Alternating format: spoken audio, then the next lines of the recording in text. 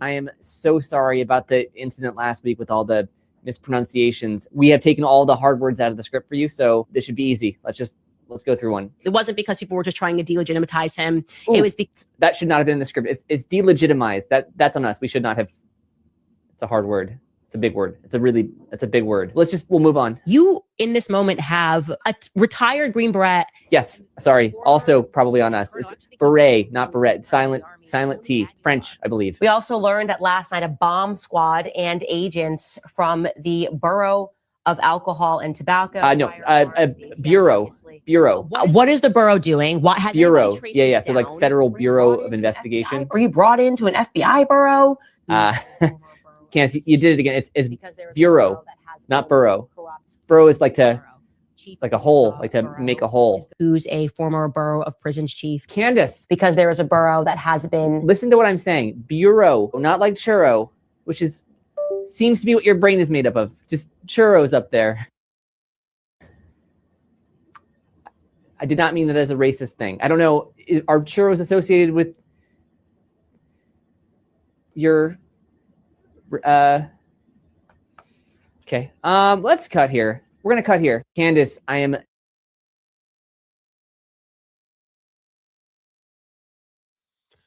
Good evening, everybody. Welcome to the following program. I am your host, Joe Nierman, aka Good Logic. I hope you all had a phenomenal day. Now that we're all gathering back together here. Look at me, in case you missed it. I posted this show like at 2:30 this afternoon. I did. I was like, we're coming on air at 10 o'clock sharp, almost sharp, 10:05. That's as good as it's going to get. That's as good as we're going to get. Anyhow, tonight's show, what do we have? Well, Prince Andrew, former Prince Andrew. I don't think he's technically able to legally go by the title Prince anymore. Former Prince Andrew, who's been splashed all over the Epstein files. And tons of incriminating pictures, accusations from countless young girls about his abuse of them, was arrested today in Great Britain. That's right. Arrested. First time in history. First time in British history, which if you think about it, British history goes back a long way. First time in British history that royalty has been arrested. That's what we had today. That's pretty serious news, right? I know that we don't look at royalty the same as we used to. This is pretty big news. Also, Thomas Massie back at it again, teaming up with Ro Khanna to go after Donald Trump and try and tie his hands together as people think we are on the brink of war in the Middle East with Iran. We're going to break that down for you. What are my thoughts? Do I think we're about to head to war? All that and more. Oh, yeah, don't let me forget the DC sewage. They went woke, and now they're basically floating in Crapzilla land. It's kind of hilarious. All that and more. Plus, we have a goal up tonight. Tonight's goal is if we get 15 super chats or more of the range of $10 or more, I will be doing a show Saturday night. That's what we're going to do. I'm going to be in here Saturday night. You're saying, Joe, we miss you over the weekends. It's too hard being away from you. So, yeah, if we hit that target goal, which sometimes we do, sometimes we don't, and it doesn't have to be just by super chats. It can come from the ghetto also. The money works the same there, too. I even have been working on super tips. I haven't set that up yet, but I am going to have that soon. I think you guys are going to like that. Super tips. It could be digger dollars. It doesn't matter. It really doesn't matter. As long as we get to in increments of $10 more, we get 15 of those over the next 2 hours, we're golden. We're golden. So that's what we have coming up here. And frankly, tonight's show is being brought to me courtesy of my Thursday night co-host, the specialist of breaking down stories for you. And that is, of course, Jim Tells You. How are you, brother? I'm doing good. Are you doing okay, Joe? I'm fine. I've been hearing some things, man. I don't know. I mean, I heard this rumor. I don't want to, I I don't want to point fingers or nothing, but I've been hearing some things were said maybe last night on your show that might. Oh, the incident. Yes, there was an incident from what I understand. There was an incident last night. There was an incident on the show last night. Yes, there was an incident. Something that was very unexpected happened. You never know, like unless you're here. I heard you had this weirdo that has like a anime face on your show. An anime face and a gutter mouth. Yes. Yes. It was just like blah, blah, blah, blah, blah, blah, blah, all over the place. It was kind of crazy. It was kind of, I was put in a position. I felt like I was put in a position. You know what I'm saying? I was put in a position. He blamed me. He blamed me for doing something as innocuous as saying, is basically daring him. And yeah, anyway, I don't know if I dared him, but we have to go to the tape to see exactly what I said. I don't think I technically dared him, but I pretty much said, do it. And I didn't expect it. I didn't expect it to like be a splatter in your face type of moment. I thought he would like tell over something and just sort of, weave it on in there, not just all of a sudden do this Tourette syndrome type of thing where I was just like, oh my God, what the hell was that? Well, when I said say it, I didn't mean like I meant like, work it in, not just all of a sudden just screaming for no reason. Whatever. It was, and that's why I couldn't. He was a real trooper about it. I guess some people can't control themselves. So what can I say? Anyway, how you been, brother? I've been good. Just a lot of stuff going on and everything like that in the news and everything. I have some opinions about this whole. First, I have to point out that technically Andrew was not arrested. He was brought in for questioning and then released. Brought in for questioning and being released. Yes. Okay. So you're saying that's not the same thing? No, not to say. Well, if they let him go, they sent him home. They're still investigating. He has not been charged. Okay. And this has nothing to do with young girls or anything like that. And honestly, the more I'm looking into this stuff, I think this Epstein thing is becoming QAnon for the left. Like, there's so many crazy people coming out with these stories and different things. You got this guy claiming that he was a limo driver for Trump and this thing happened. This girl, it's just insanity stuff coming from Ted Lieu and these other people. It is nutso, like schizo nutso, like, oh my Lord. I covered that earlier this week, actually, how that limo driver was doing his thing there where he was coming out there and saying. The limo driver also said that. I played the video of him. I played the video of him. Yeah, that Hillary Clinton was involved in 9/11. And what else did he say? Something about, he saw Trump turn into a lizard too. Yeah, he saw Trump turn into a lizard. Did he say that really? Yes. That I didn't see. That part I didn't see. Can you share that? I'd have to look for it, but it's somewhere here. Now you're throwing stuff out here. This is like Sin claiming he uses the N-word all the time. Oh, here it is. All right, here it is. Ready? Yeah, you sent me something to me in private chat, and I don't know. I think I want to pull it up. I could just. You can pull it up. You can pull it up. up. That's better. I can pull it up. Yeah, pull it up. I can pull it up. Let me present. Yeah, screen. Do that. Share screen. Share screen. You gotta know. I'm good. I don't need a fever. I hit the. What did they? Ukraine Labor government will arrest a royal, but grooming and SAing gangs of a certain faith community. Really, YouTube?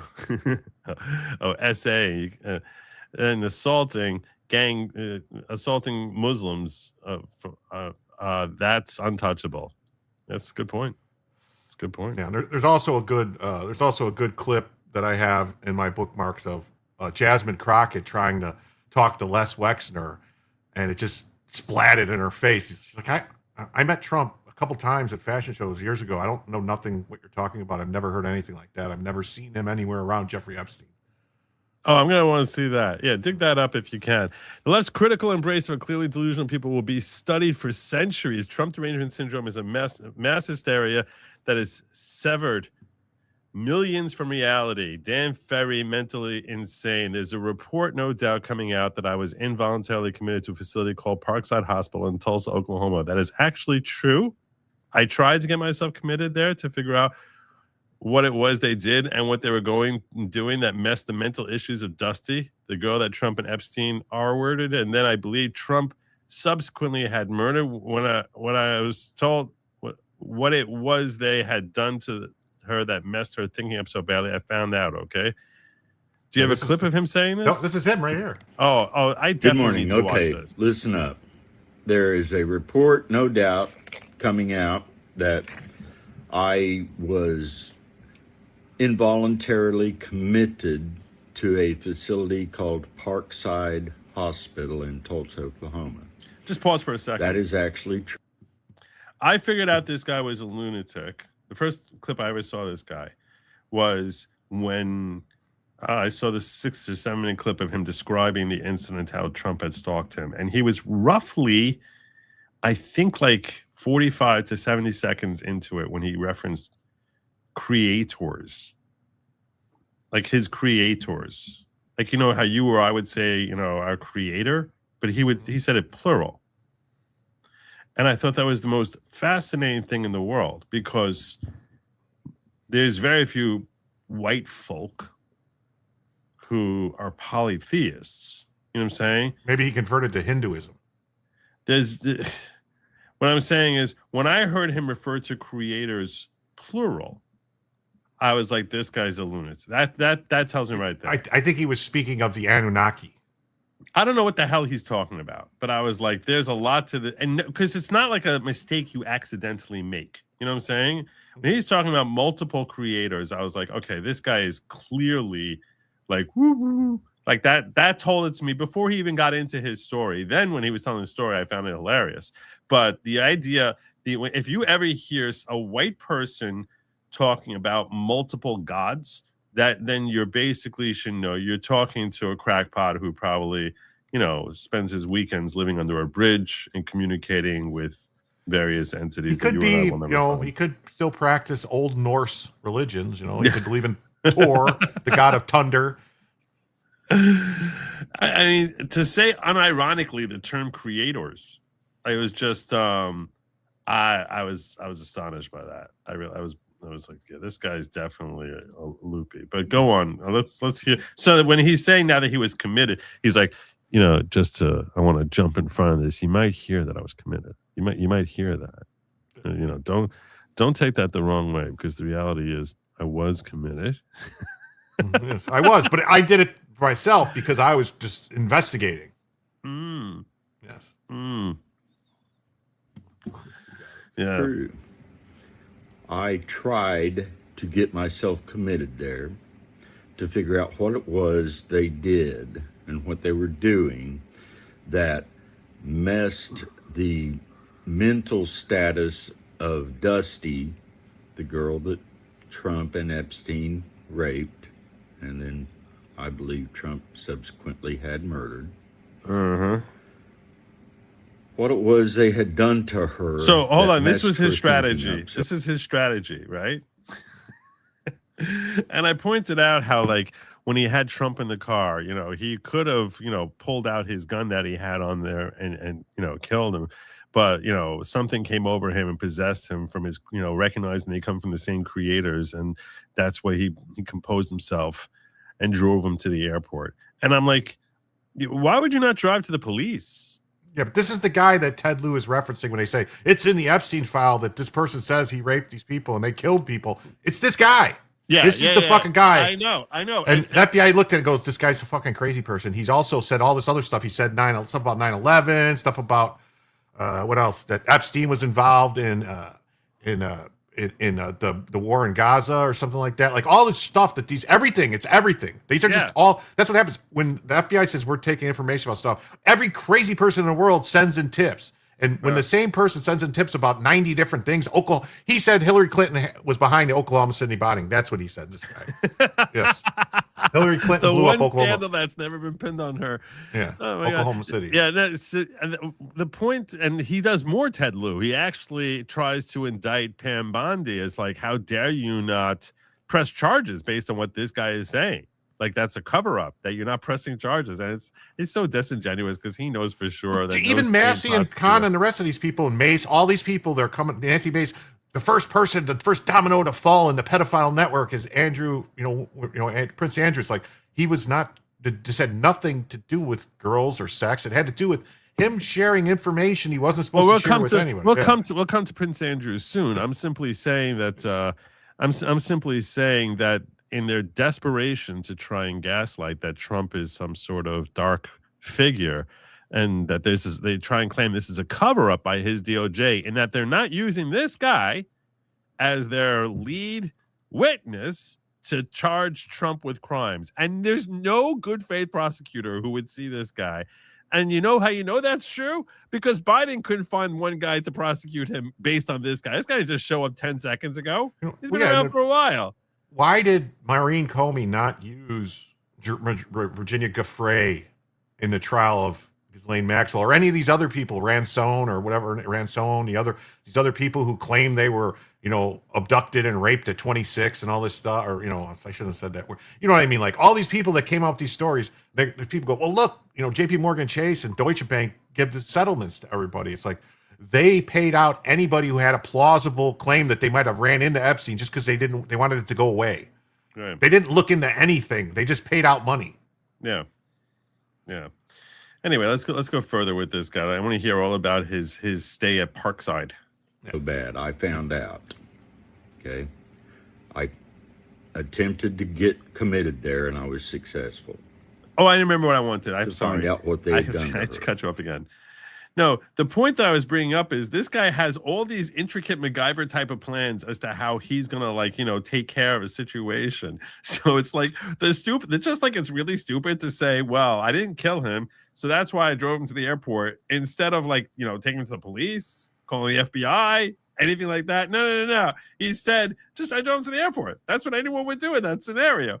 So he wants to find out what happened to his daughter in this institution. He doesn't conclude from there that if in fact he ever did hear something from his daughter, then maybe she was a crazy person. Maybe there was something really disturbingly wrong with her. What was his daughter doing in the limousine? No. His daughter wasn't in the limousine. Oh, okay, or whatever. This girl, the stuff that this happened in a limo that he was driving. No. If you check that story out, what he said in that story, I don't remember. What's this guy's name again? You know? Crazy McGee? I don't know. Yeah. Looney McGee. Yeah. Dan Ferry. Dan Ferry, right. So what Dan says in that story... Man, wasn't there a guy called Ferry that was part of the JFK assassination nonsense? I don't know. Now you're pulling... Now you're pulling down a rabbit hole. The guy that Joe Pesci played in the movie. I don't know. His name was Ferry, yeah.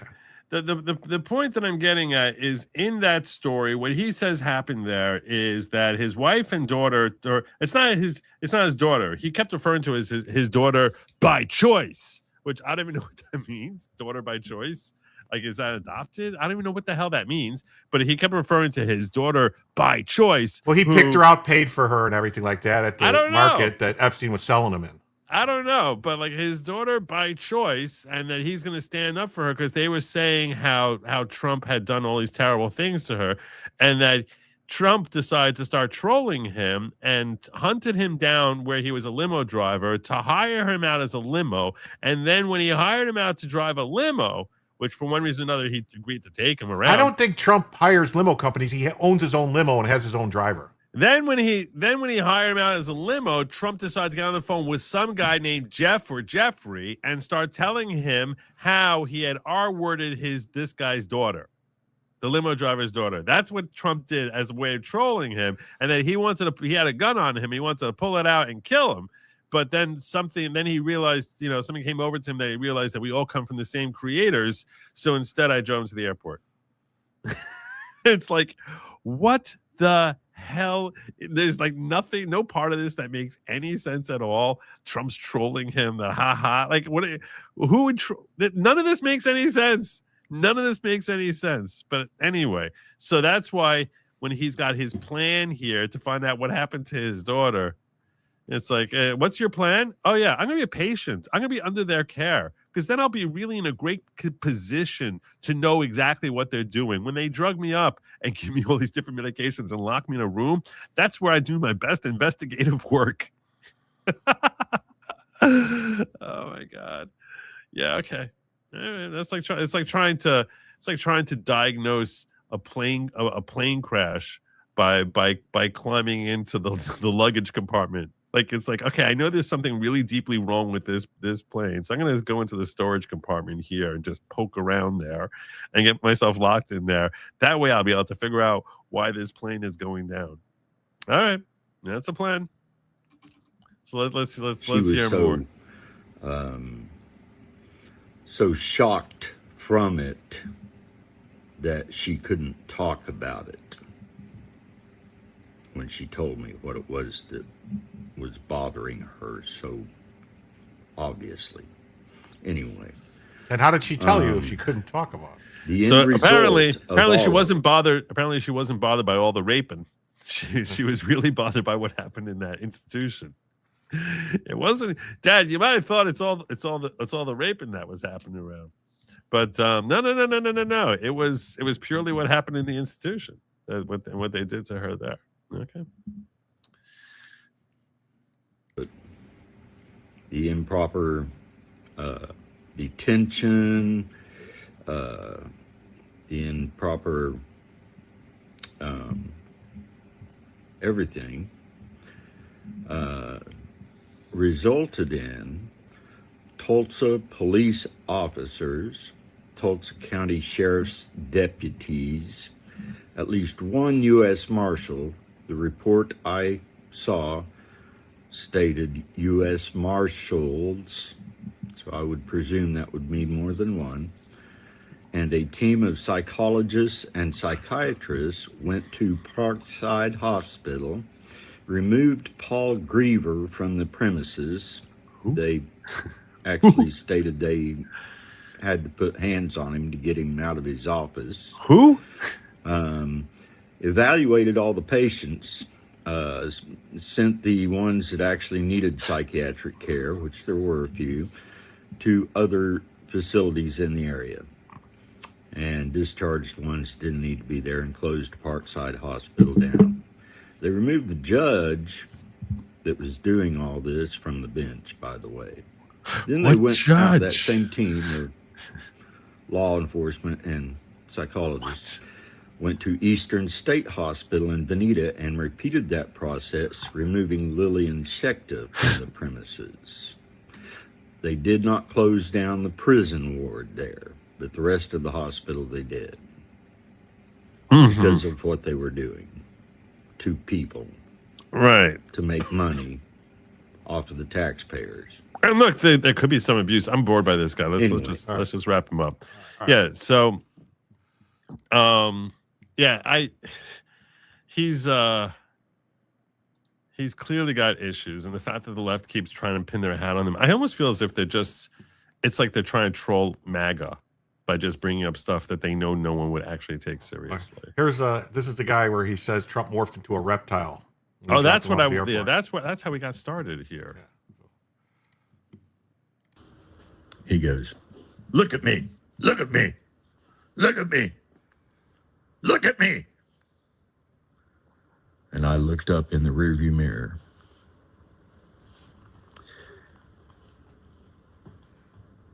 And I watched his right eyeball, the pupil in his right eyeball, shift from a human pupil, round pupil, to the pupil of a reptile, a slit, for 1 or 2 seconds, and then change back. And I looked a little more, and he had this grotesque, like a jackal smile on his face. And I laughed. Oh, that pissed him off. I said, "That's pretty good, man. Can you do that again?" I thought his head was going to freaking pop off. But I'm pulling into DFW Airport now, on the north side of DFW Airport. The private plane tarmac was at the northwest corner, the very northwest corner of DFW Airport back then. I don't know where it is now. And I could see his plane sitting over there. Mm-hmm. Great big jumbo jet with the name Trump on the side of it. Oh my God. Wow. That's who Donald John Trump really is. Well, mystery solved. If Trump was really a lizard person, we wouldn't have all these problems. He'd be able to fix all this crap, no problem. This We is wouldn't be true. dealing all this. This is true. Unfortunately, he has all the shortcomings that we humans have. Yeah. So he can't quite get that done. And someone who doesn't have shortcomings is Duck Fat, who says, "Since I publicly harassed you to pay me, I figured it would only be fair to publicly announce that Joe has paid me. Oh, there you go. All my debts taken care of. Use this $10 towards tonight's goal, or set a new goal for a better team or coach next year." You son of a bitch. Thank you so much. Well, you're welcome for paying you. Oh, yeah. Here, and if you want to pull this up real quick about Hillary Clinton, just so we can get done with this guy. Yeah, okay. We'll do this real fast. Dude, you can't believe everything you read in an FBI tip file. That very same tipster who claimed Trump raped someone and also claimed to know the real identity of John Doe number 2 in the 1995 Oklahoma City bombing and told the FBI Hillary Clinton was involved. Oh my God. I don't need to. I can't see the highlight there. You want to you want to read the. Okay, so it says W. Nichols, date of birth, who tried to originally set up for the bombing. Nichols worked security for Bill and Hillary Clinton and ate at a place where Nichols worked security at the door. Hillary walked up to something drunk and began yelling and asked to leave and fired Nichols, which led Nichols to attempt to set up something for the bombing. Oh, there you go. It's really handy that this guy's at the center of all these, different, catastrophic events. So he's on top of it. It's good. Yeah, it's good. We have the same one source who just happens to find himself in the right place at the right time. That's awesome. How awesome that is. He's like Brian Forrest Ogden Gump. gifting a Good Logic membership. Richard is not liking this topic. He's losing brain cells. Look, you have so much extra brain, Richard, that it's only fair for you to lose some cells to balance you out to the rest of us. So I can't worry about your brain cells. Okay? If we're just, shaving off a couple of them there, it's really just leveling the playing field. So we're good. Don't worry about it. And then Brian Ogden sent me another one. God bless you. I'm going to give you one of these ones for that. Should I try to dig up and see who he brought into the following? Who'd you bring into the following? Who'd you bring here? I don't even know. I can't even see it. You think I'm gonna find it? Yeah, okay. Hamilton Berger. 6440. That's correct. As well as Cyan League. All right. There you go. Welcome to the following. Please bear in mind the following is not at all a cult. So let's get started. Maybe we should start by we should talk a little bit about Prince Andrew, because that's why I put them all over the that's fine. The thumbnails. So we should probably get started on that. You want me to pull it up? I think that would be appropriate. Yeah, maybe if we have some juice as far as letting everyone know what happened with Prince Andrew.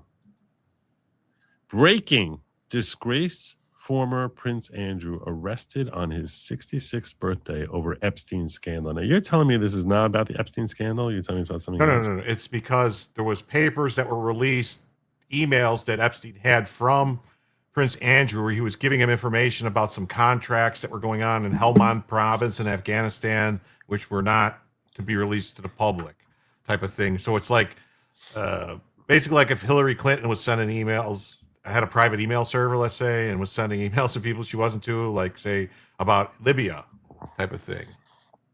To like, what was that guy's name? The guy she was sending the information to about contracts to rebuild. Right, slow down here. What I'm saying is, are you trying to say that even though it's involving Andrew and Epstein, it's not sex related? It's related not sex to related at all. It's related to secrets, government secrets, about contracts and stuff like that.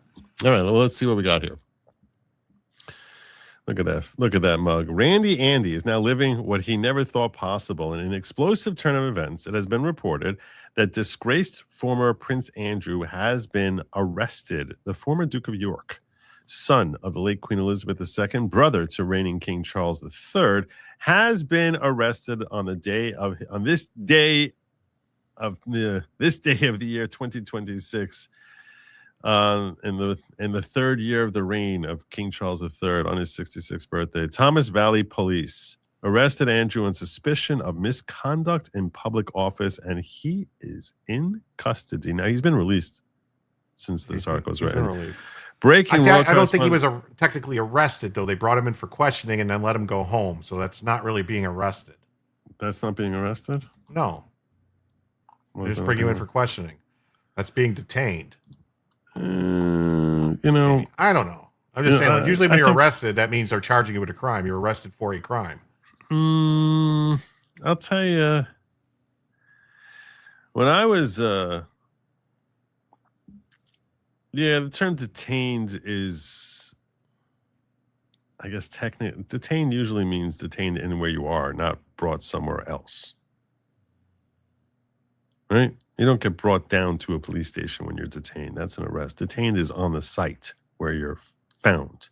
Okay. So I think arrest is more of an appropriate term.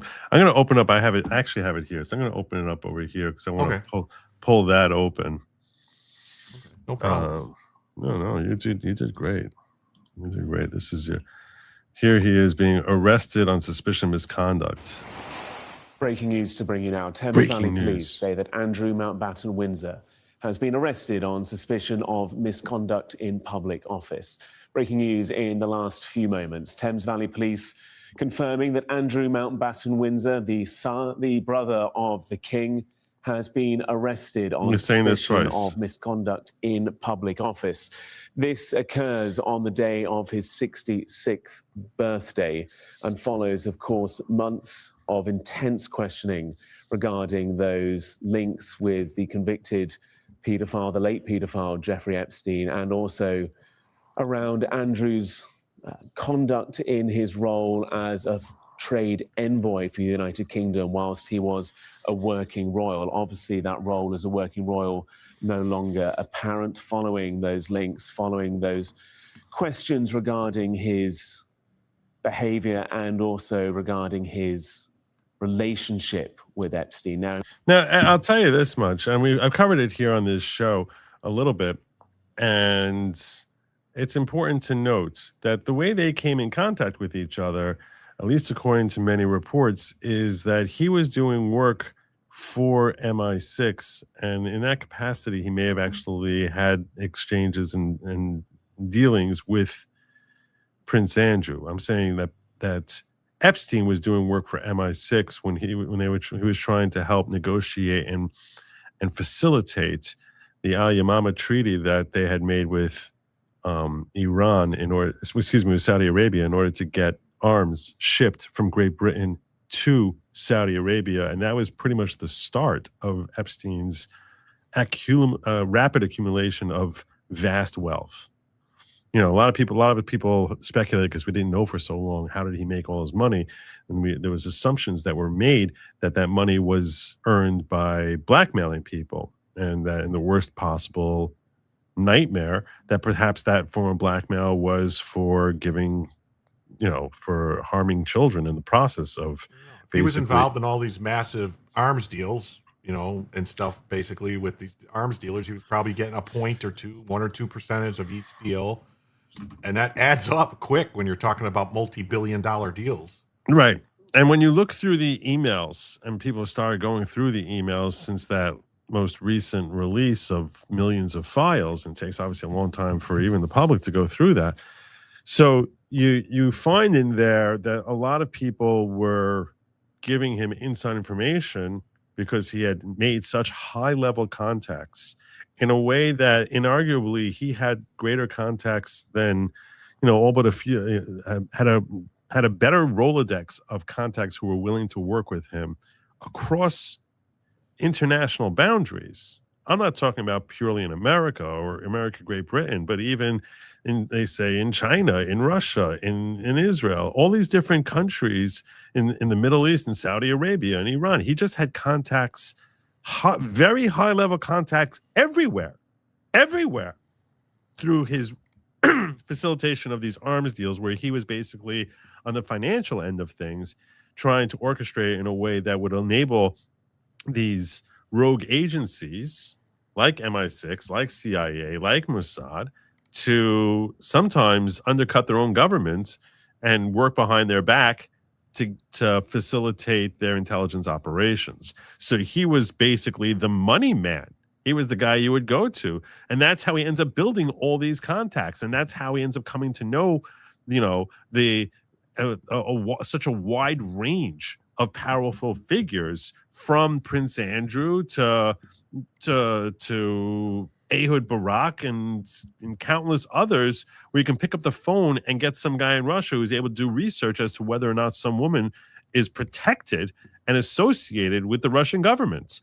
I mean, think about who it is that he's able to contact, who's able to like sift through and see, is this woman he apparently had an incident where some woman was trying to harass him, and he basically wanted to blow her off. But before he did that, he wanted to know that she wasn't a Russian agent. So he had someone who was able to dig through the whole thing and say, okay, how protected is she by the GRU? This is that he has the capacity to do that and to reach out to people in one country after another and find out about people. And then he had people who were feeding him information about what's going to be happening, what treaties are happening, what massive moves various countries are going to be doing, which he could then use to maximize and capitalize on financially.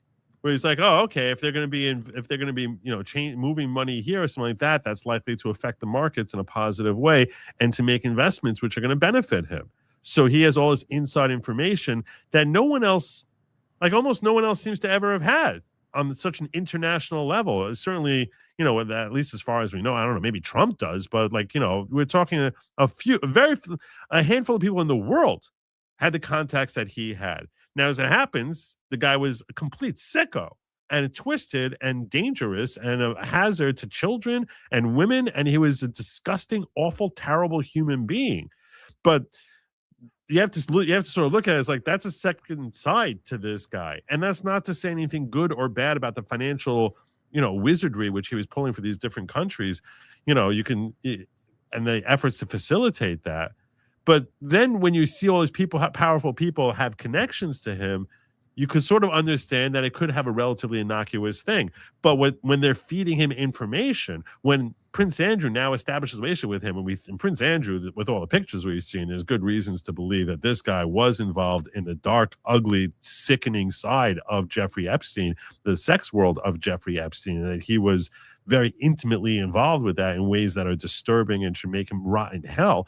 That he's also at the same time dealing with Epstein on the financial end and giving him information about what Great Britain's going to be doing because of his role as ambassador, and that potentially he compromised himself as ambassador, maybe because he's blackmailed. I don't know. Maybe because he genuinely looks at Jeffrey Epstein as his bud who he's hanging out with, and they share a lot of different interests, including disgusting, awful, terrible interests. But for one reason or another, that he's willing to share this information with Jeffrey Epstein and to help make Jeffrey Epstein rich and violating his duties to his country. He was the one that was married to Fergie, right? I think so. Yeah, I think that's correct. I mean, there was clearly he's probably a scumbag. He probably was involved in a lot of shit. The problem is that the girls that they brought forward to accuse him walked it back and said it wasn't him. It was the same girl that accused Dershowitz and walked it back. The same one that accused Bill Clinton. It was Virginia Guffey is the one. Virginia Guffey. Yeah, she's like every person she accused of doing anything, she then reversed it and said she didn't. So I don't know. You know what I mean? Right. I mean, there are pictures, unlike Dershowitz, there are pictures there's a famous picture of Virginia Guffey with Ghislaine Maxwell and Jeffrey Epstein and Prince Andrew. Right. So, which there isn't anything of the kind for Dershowitz. And I think that there's the point also is that There's also video of him being in Epstein's townhouse where he comes out wearing nothing but a towel. It just looks as if, he's much more intimately. There's a lot more physical evidence of Prince Andrew's sexual Eskimo brother type of work with Epstein that does not exist, to my knowledge, with any other famous person. Like, there's no one else who there's as much evidence of their Bill Gates. I don't know. I mean, maybe Bill Clinton. That there's pictures of him in a towel. Well, there's a picture of Bill Clinton in the hot tub with people. There's pictures of Bill Clinton getting massages. Yeah, Bill Clinton. Saying, like, there's Bill Clinton. There is. Bill Gates is much less. I haven't seen as much of Bill Gates on the sexual side. Have you? Well, there was emails where him asking about what drugs can I give my wife so she won't know I gave her an STD. That's kind of admitting you did something you shouldn't have been doing. I mean, yeah, okay. That's kind of admitting you did something. You put something somewhere it shouldn't have been. What drugs? Did he really say that? Oh, yeah. Yes. I never saw that email. And I have a feeling if we were able to dig into it, that's probably why Fergie and Andrew split up, because of whatever his whoring or whatever you want to call it, his predilections were. Maybe she didn't, maybe he tried doing some of the stuff he liked to do. I'm not justifying anything anybody does, and I'm not saying it's right or wrong. I'm just saying it's probably why they split up. That's probably why Bill Gates and Melinda Gates split up. Who knows? Right. Because the shit just became too much. Right. Well, anyhow, my point is that it seems as if this whole incident that we're looking at here with the police and with the London police and Prince Andrew is related to his breach of his duties as ambassador of Great Britain and sharing state secrets, and that it could be because he's blackmailed, or it could be just because he had built such a strong relationship with Jeffrey Epstein that he was just happily passing that along to him as his buddy, Yeah, I mean, who knows? I mean, maybe there was, who knows if there was, Epstein seems like the type of person that would have been paying people back. If you help him, he's going to help you type of thing. So maybe he was giving information because, people don't realize these royals, they have a very small stipend that they have to live on from the government. It's not like they don't own anything. You say their small stipend is a lot more. I know, but in comparison to what they have to spend, you know what I mean? Like all this, but if I'm not mistaken, all the money that they get has to be used for the upkeep of the castles and the different stuff and to pay for everything. And I don't know. Yeah. This is, this is. This is the rolling a booger between your fingers? No, this is the world's smallest violin playing My Heart Breaks for You for Prince Andrew. You never seen that before? Yeah, I've seen it. I was just messing around.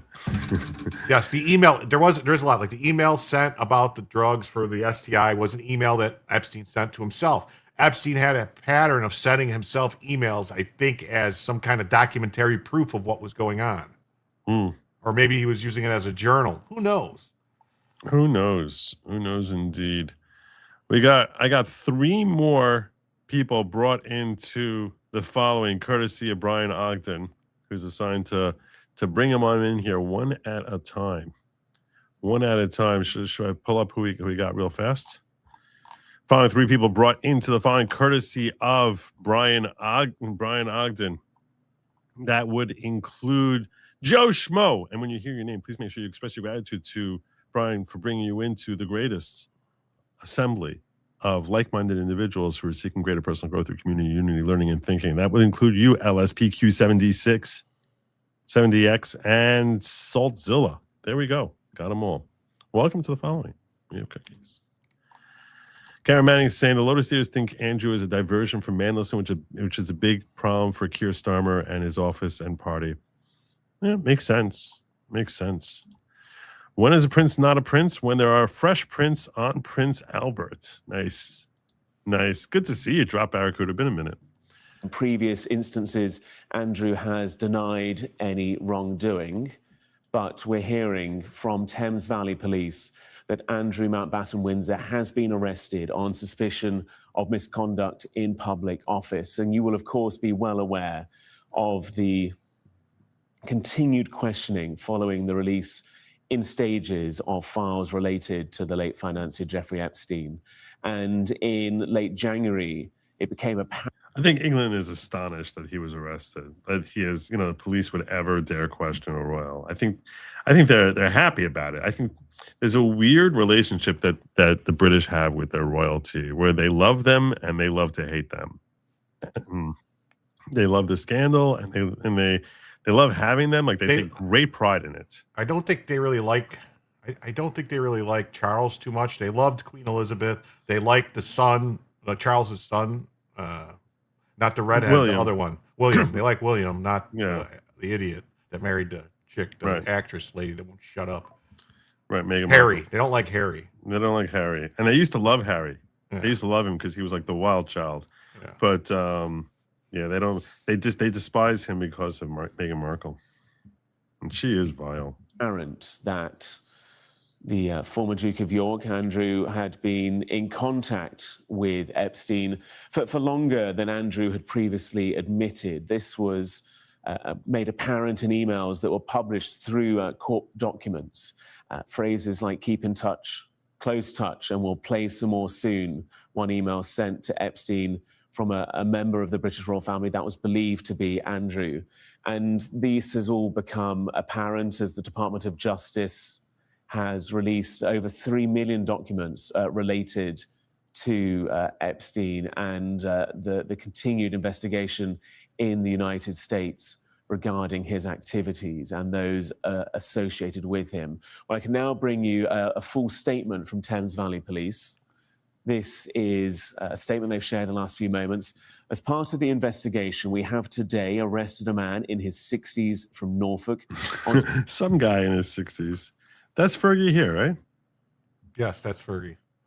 Suspicion of misconduct in public office and are carrying out searches at addresses in Berkshire and Norfolk.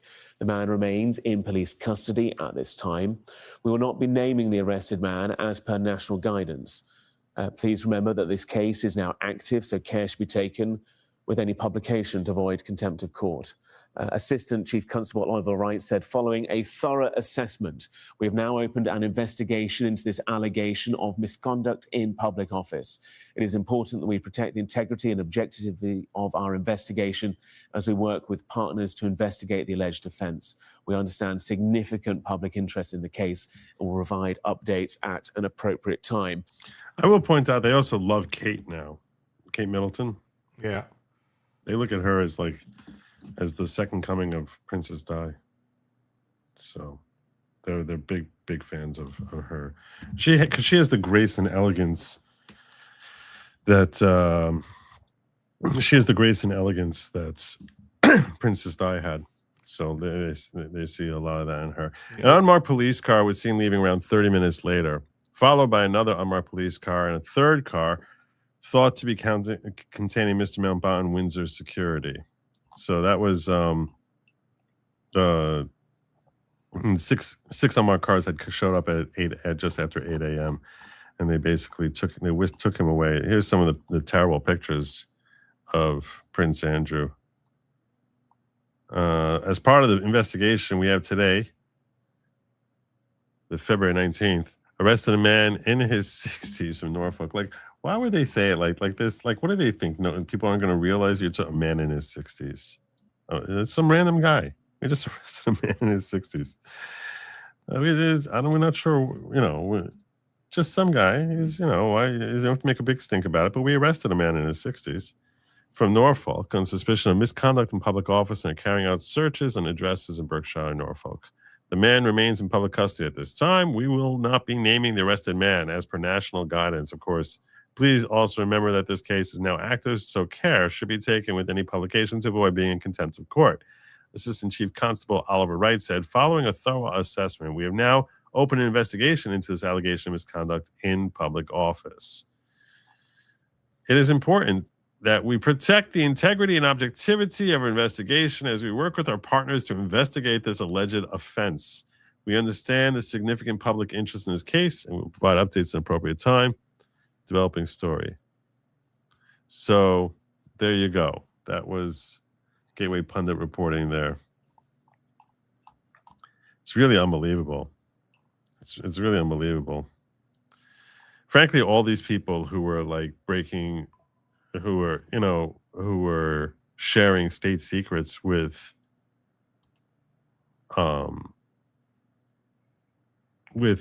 Epstein,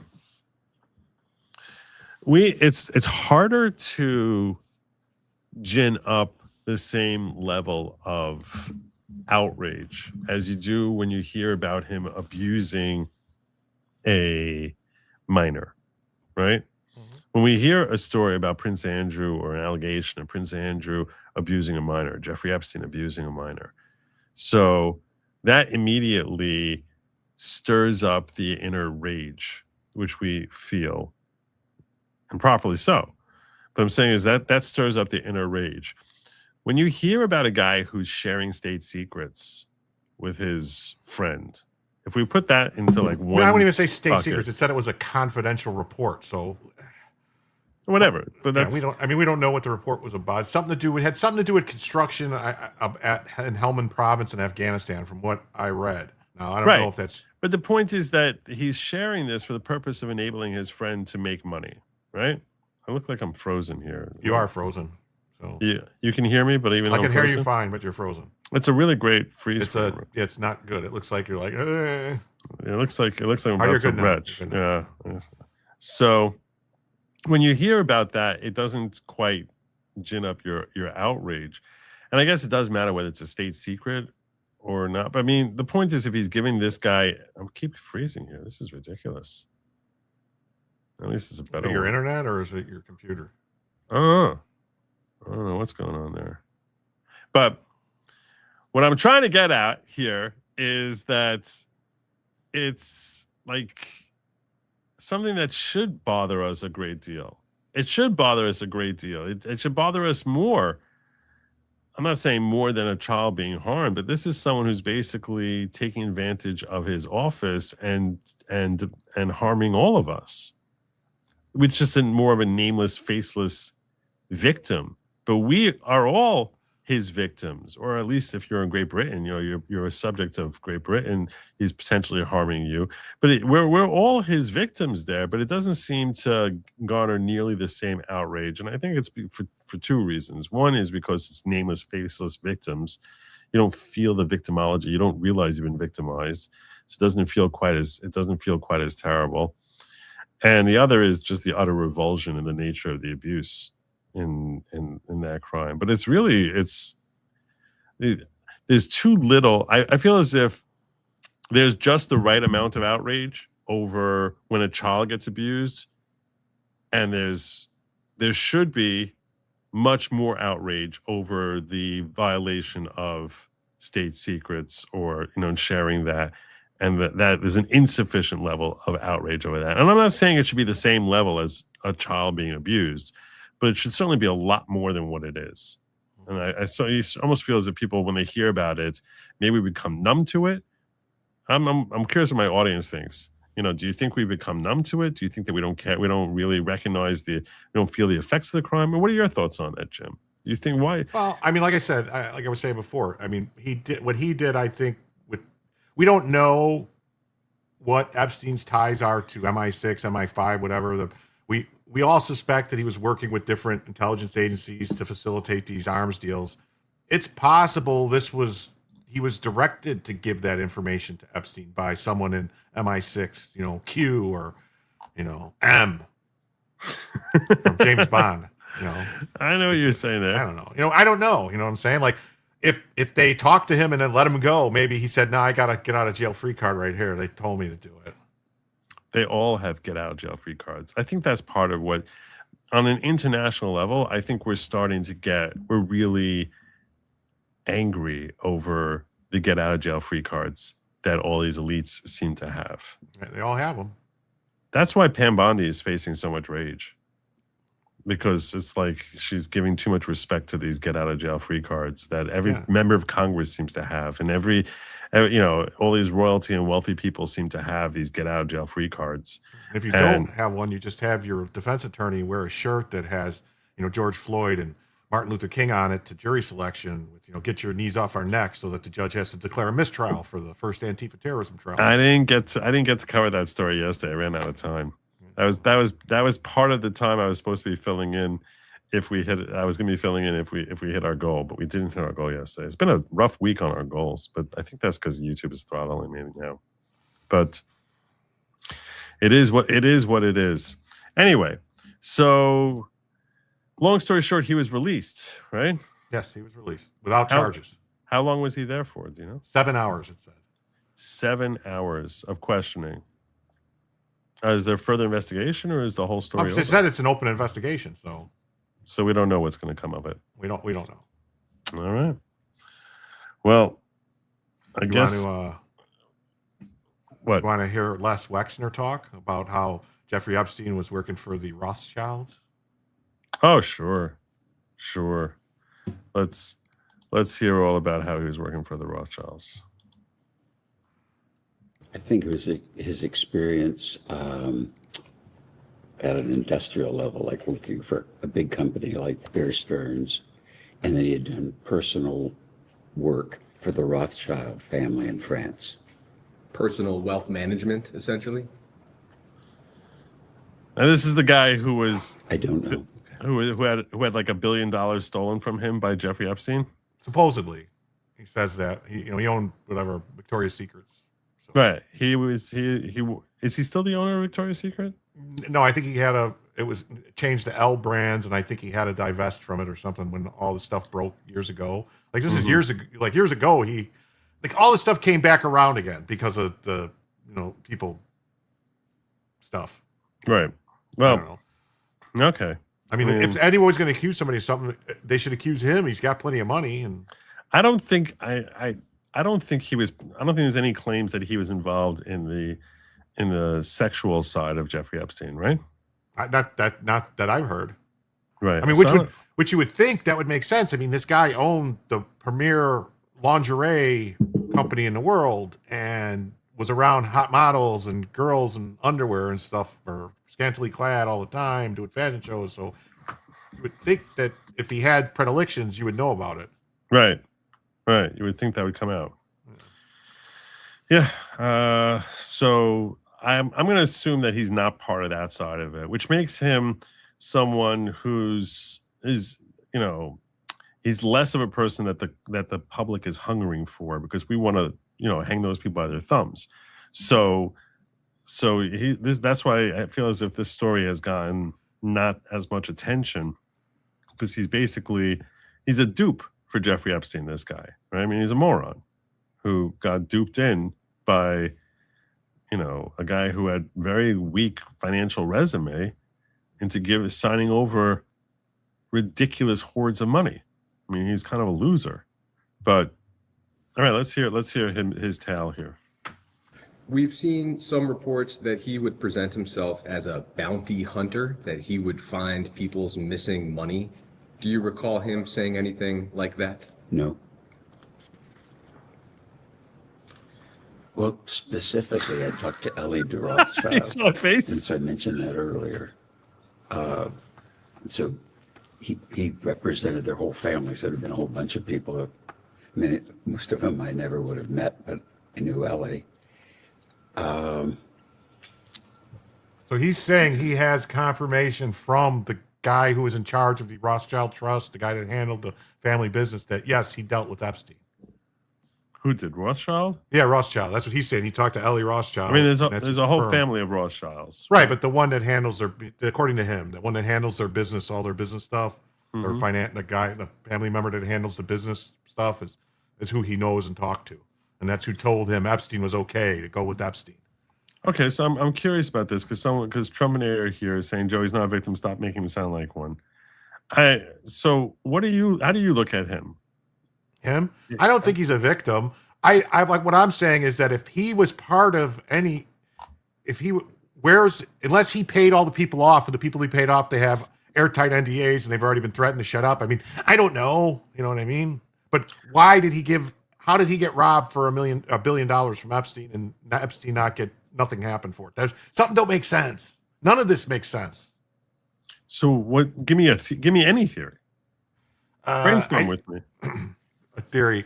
I think Epstein had blackmail on him, and that's what he got. That this guy was probably into. I don't have any facts to back it up. My opinion is that this guy was into some dirty shit. Epstein got him, had him under his thumb, had videotape pictures, something, and that's why he ended up, taking $1 billion off of him.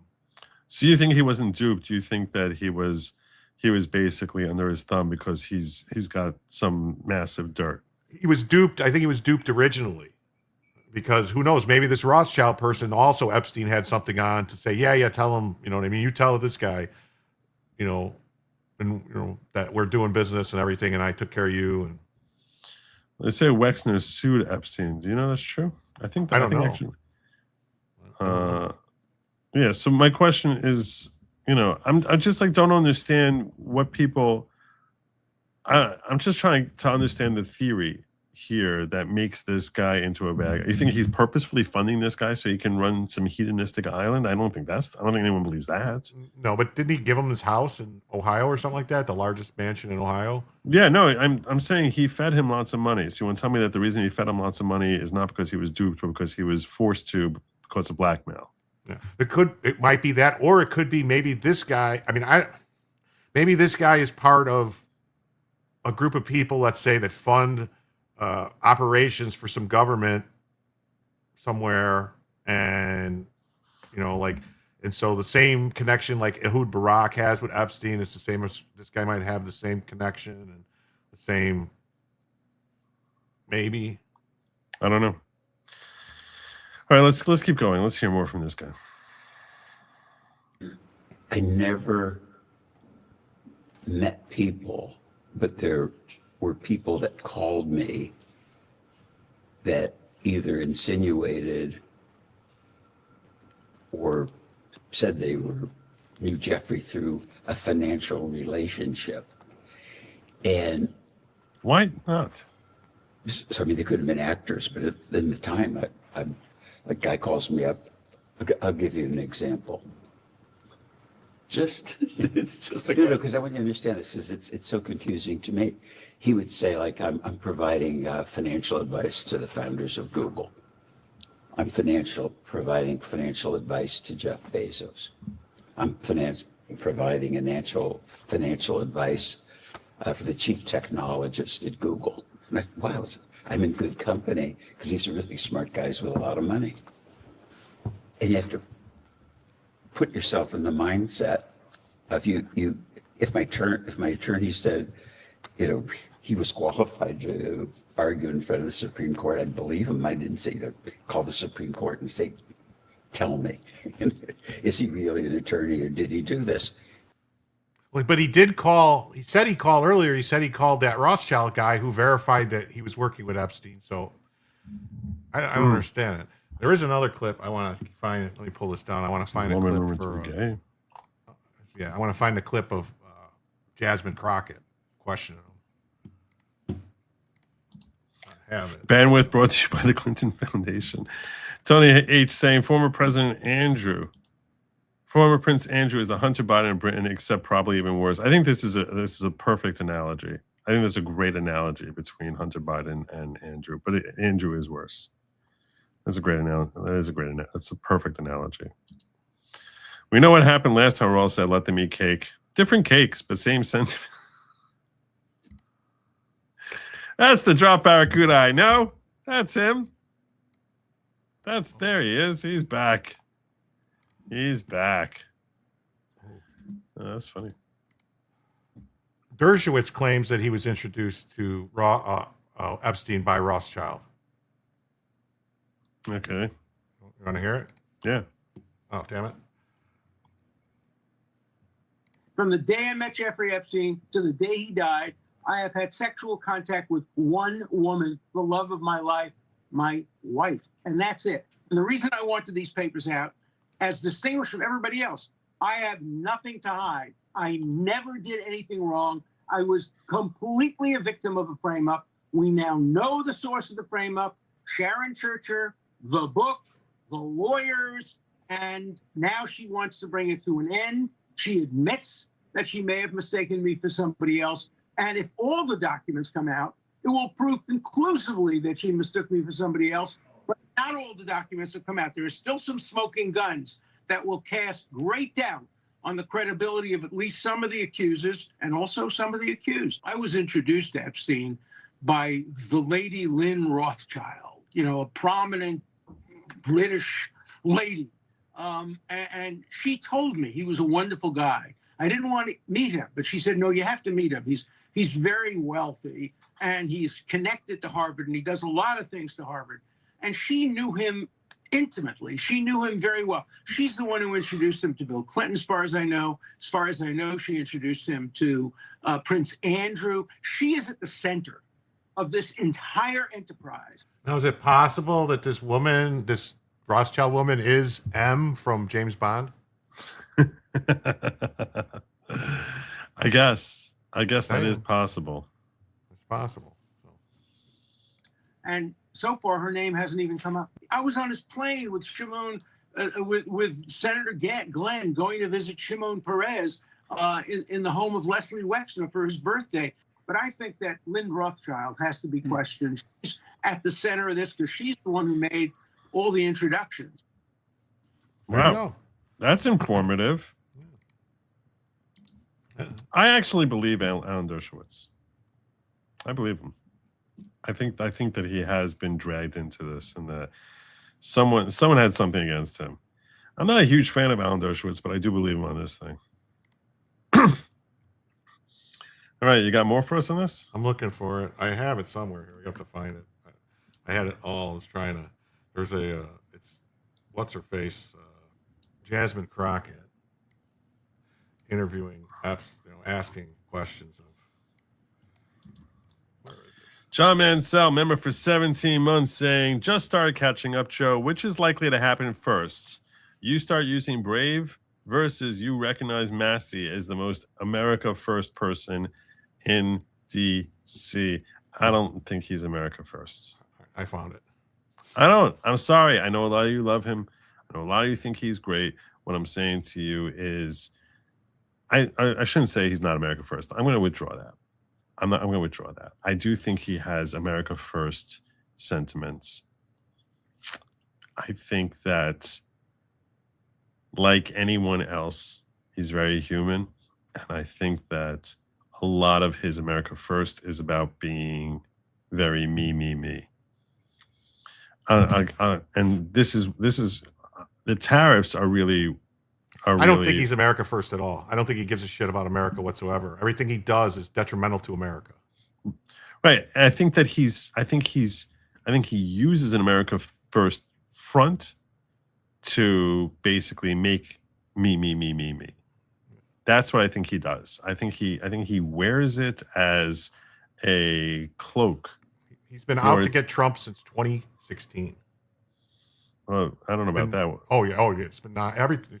He's voted against every single thing Trump has wanted to do. Every single thing. And every bill, every package. Look, here's what I'll ask you, John. Okay, John Mansell, I'm talking to you, brother. I'll ask you this. It's an America first perspective to say that we believe in the Constitution, and the Constitution says tariffs are supposed to be coming from Congress and not from the president. But didn't Congress patch a statute that gave the power to the president to do what he's doing? Oh, they did. So that's not where I'm going. Well, I'm just saying. You're right. But what I'm getting at here for John to consider is this. Okay, let's say you believe that. You also recognize that Congress does have the power to cede that authority, and that there have been statutes in the past which allot for certain circumstances where the president has emergency powers to tariff. This being the case, I understand that you can take the position that he doesn't have the authority. The America First position is he doesn't have the authority, and he needs congressional authority if he wants to go down that road. But once you're taking that position, you should say he needs our authority and we support him and we are going to give him that authority. But that's never what Thomas Massie does. That's never what he does. Instead, it's he needs our authority and go to hell, Donald Trump. And that's not America first when you consider how well Donald Trump has been using the tariffs to benefit America. to stand on principle and cut off your nose to spite your face doesn't benefit anything. Doesn't benefit anyone, doesn't benefit you as an American. So if he really cared about Americans, America First is not just a policy, but it's like, I care about helping Americans. So you don't like the fact that you feel like he's snubbing the Constitution and that he's, this Constitution says congressional authority for tariffs lies with Congress. Okay, fine. But that there's already been baked into our system here, workarounds to comport with the Constitution.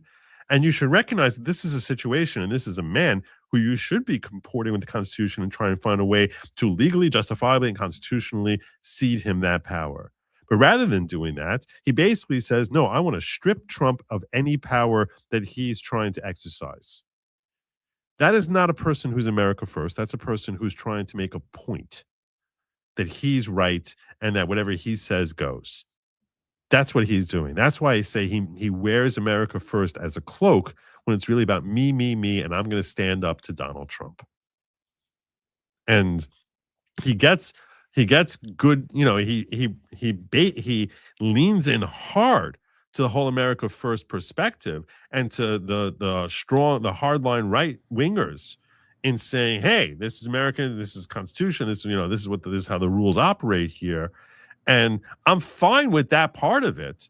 But then when he sees that there's an opportunity to use those very same rules and to empower Donald Trump, he basically says, hell with that. And that's why I'm like, no, this guy is not America First. He's about Thomas Massie first.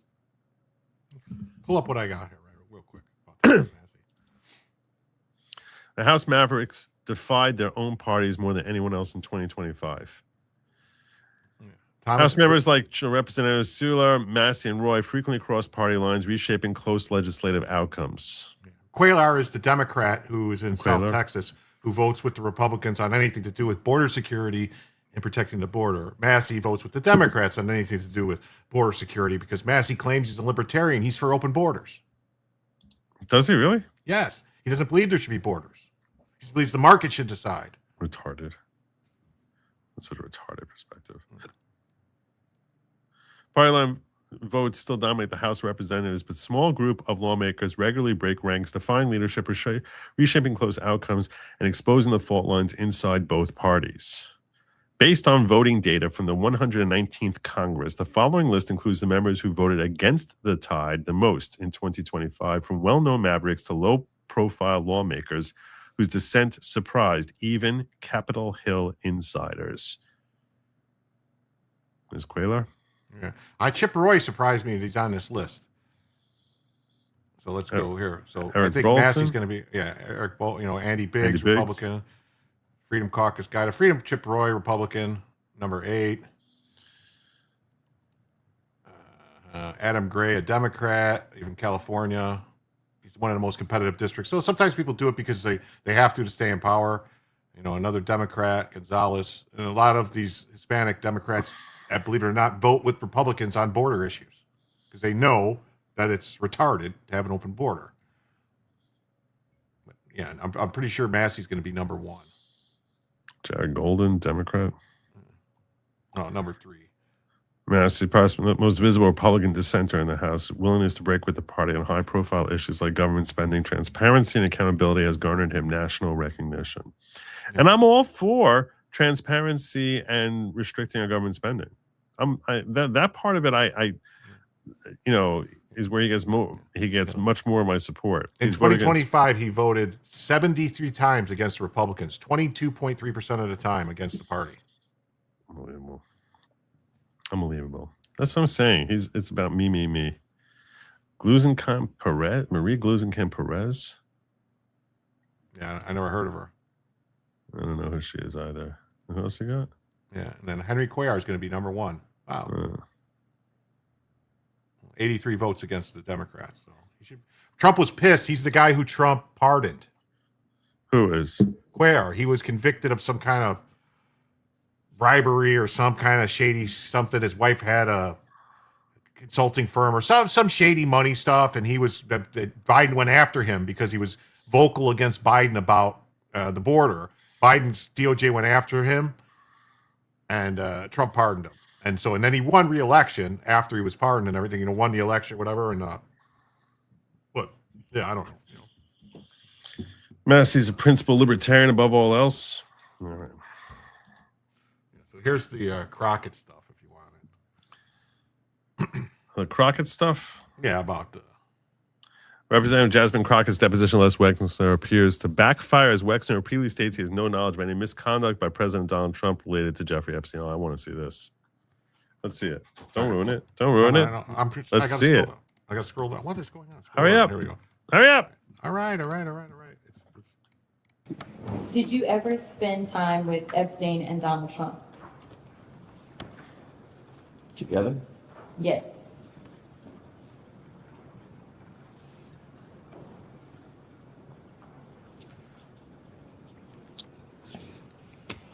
I want to answer this question accurately. I would go to some of the Victoria's Secret fashion shows because it's very important to the brand. At some of the fashion shows, Jeffrey was there and some Trump was there. And I remembered because Trump would always introduce himself to me. And I always thought it was kind of odd that he was at the fashion show because he had nothing to do with fashion. So the coincidence of them being together at an event, it could have been that, but I have no specific recollection. They never had a social or like a drink or a cup of coffee, something, that would put them together. Okay, so just to clarify, because I want to make sure we're clear on the record, you're saying that you can recall instances potentially where Epstein and Trump were together and you were in their presence, or just a random scenario where Epstein may be there, Trump may be there separately, and then you would be there? It would be at random. That would be accurate. If it happened, but I have no specific recollection. Okay. Did you ever see or become aware of President Trump having a sexual relationship with a person who was introduced to him by Epstein or Maxwell? No. Has Donald Trump ever discussed Jeffrey Epstein with you? Nope. Did Jeffrey Epstein ever discuss Donald Trump with you?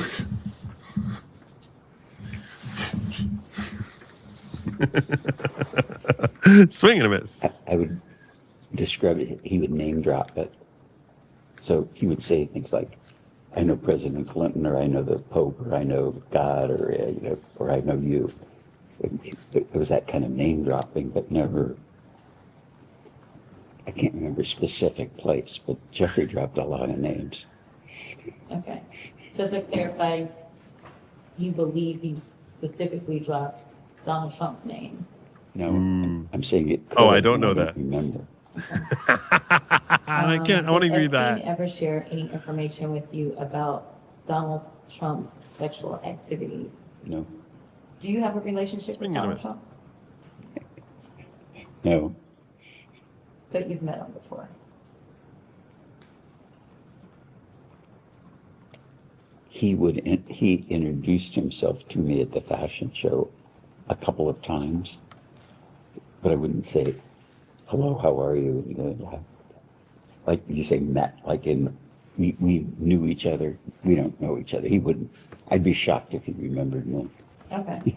And I know that you specifically mentioned the island, that you have been to Jeffrey's Island. Do you recall seeing any of those persons that Jeffrey Epstein would name drop while you were on his island? No, nobody was there but Abigail, myself, Jeffrey, maybe somebody cutting grass or something. There was a maintenance person, I think, but I don't specifically recall. I know for sure I was there, Abigail was there, Jeffrey was there. And there wasn't anything abnormal about the appearance of the home on the island, and the reason that I asked, just to give you clarification on We have no idea what you're getting at here. Abnormal. We've heard reports of people being thrown off when they walked into his home in New York because there was a massage table that was just sitting randomly in the middle of a room. Did you see anything like that when you visited any property that belonged to Jeffrey Epstein? Well, first to clarify, when we visited the island, there was like a Pueblo building, like maybe a one room and a bathroom or something. It was pretty crummy. And the island was crummy.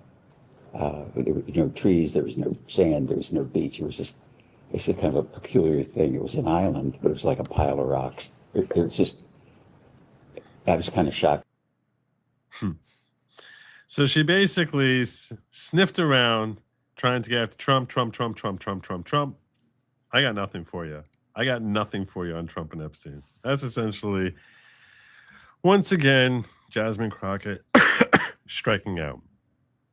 Color me surprised. Gravelly voice, I'm in women's pants. What does that mean? Is that a reference to something? I don't even know. I thought I'm in women's pants. Like it's a pants like Spanx, maybe. I don't know. I don't know what he's getting at here. I don't know. All right. Do we have more here on this Epstein related stuff, or are we moving on? We can move on. I mean, what'd you have? Look, all right, hold on. he comes. I know you might be tired of hearing about Epstein, everyone, but you have to understand, he comes in here only once a week. He needs to get it out of his system.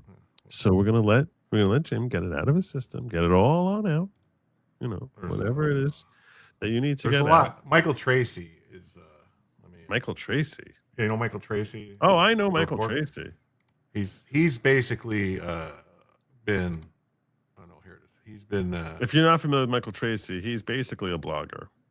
Yeah, who's an independent. He was a journalist. Calls himself an independent journalist.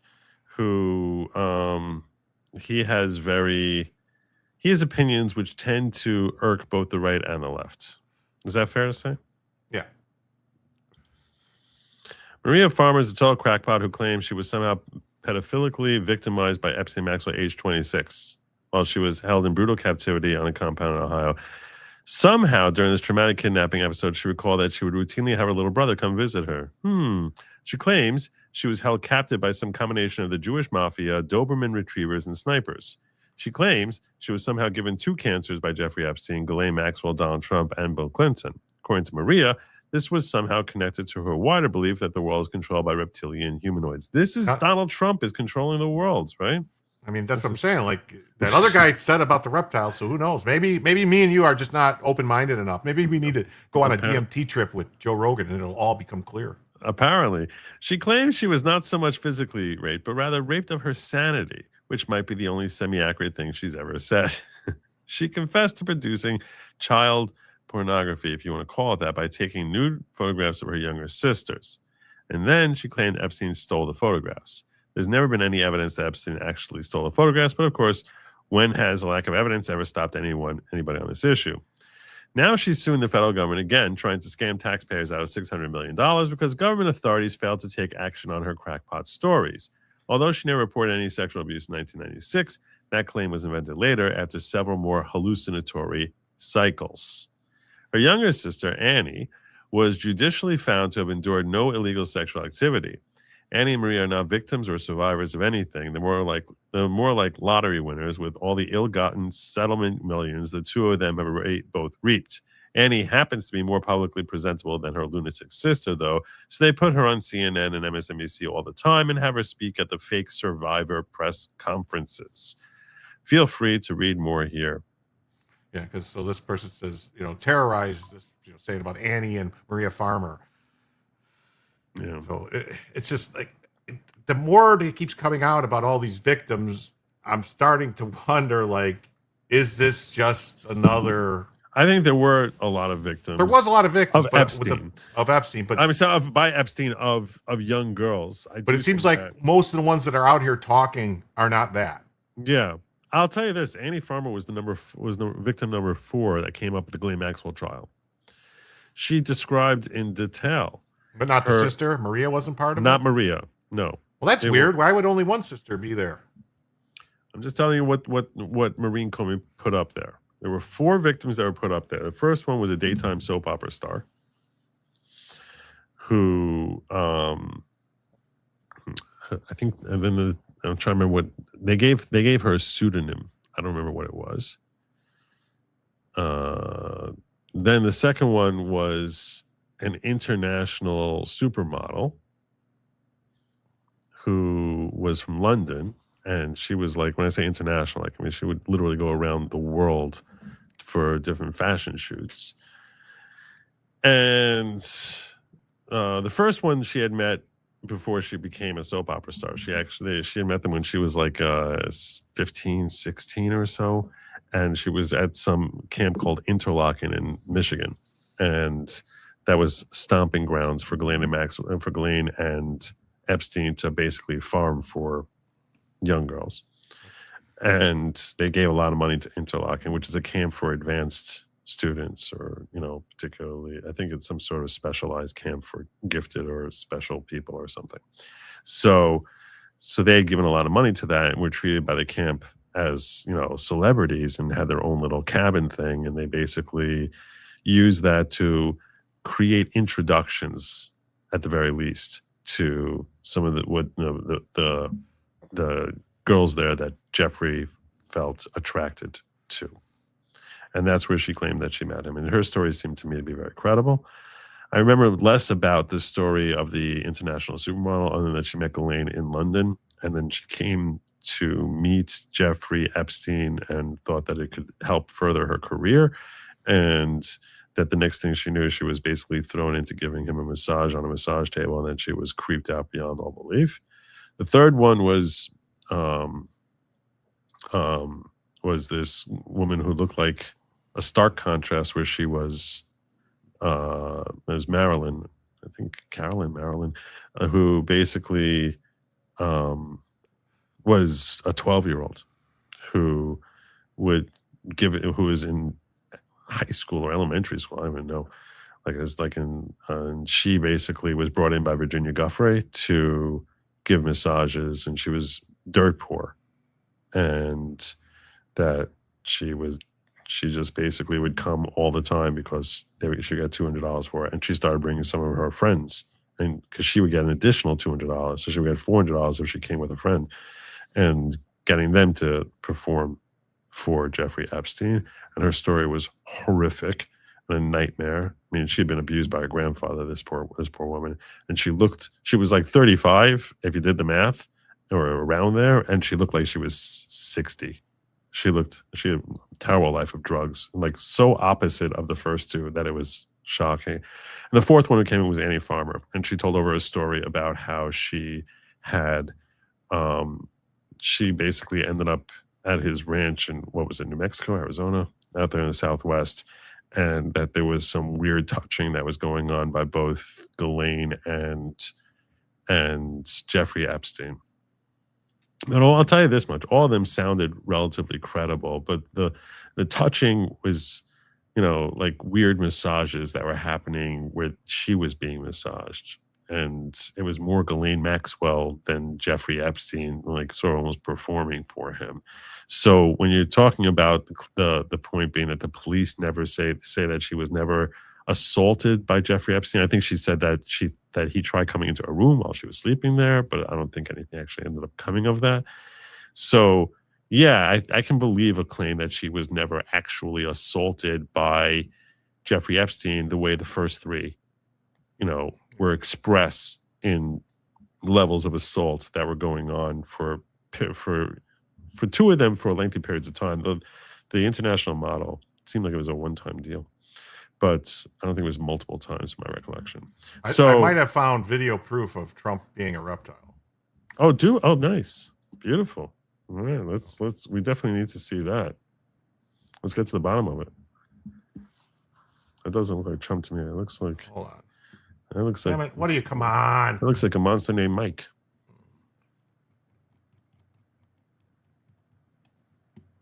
Is this 5 minutes? No. 5 minutes?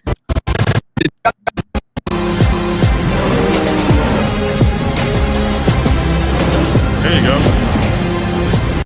It's there. That's it. It's case solved. Trump's a reptile person. I want to talk to you about this thing because this actually came up with my family today. I'm going to ask the audience this as well.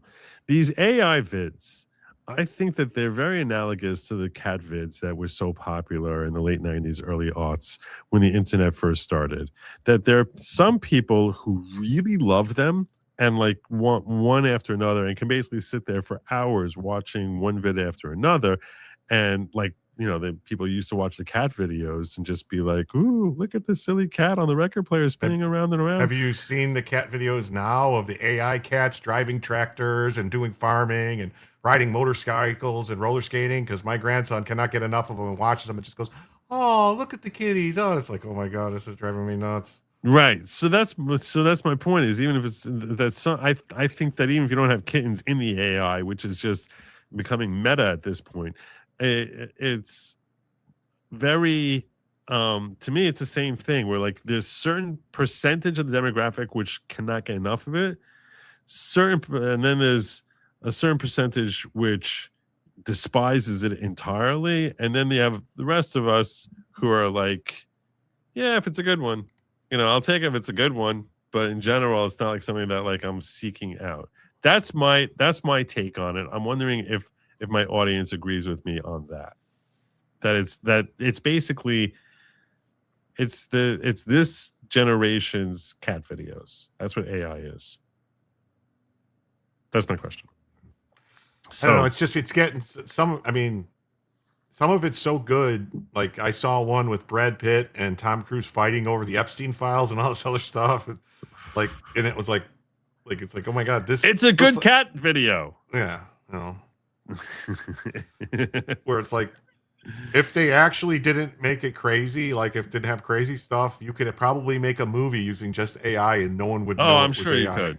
I'm You know, sure like you if you just I'm had sure to you do could. like normal stuff, you know, like it would be normal. Let me see. I'm checking what the chat is saying. It's mind sucking. Agree. AI videos are much better today. It's like video games. Doesn't matter who makes it, just does it play good and is it fun? Okay.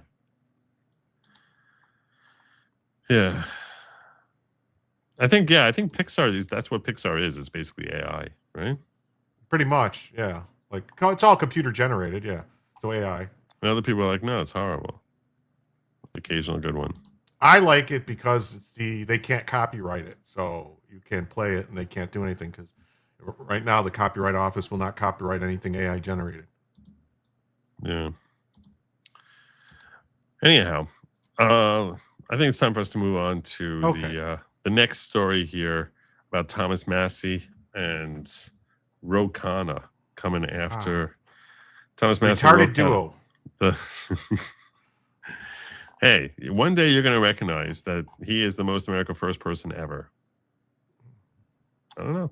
I'll tell you this: John Mansell is not the only one in my audience who's a big Thomas Massie fan. I would gather. Oh, you know what? I think this is a really good poll. Like, you know, how do you feel about Thomas Massie? I'm very curious. I have no idea how this poll will turn out. I'm going to ask my audience, start a poll. This is I'm just going to have it. I like Thomas Massie.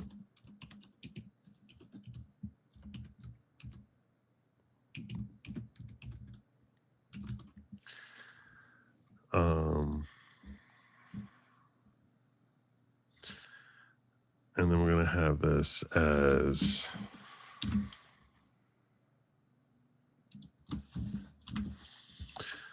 we'll have this strongly agree.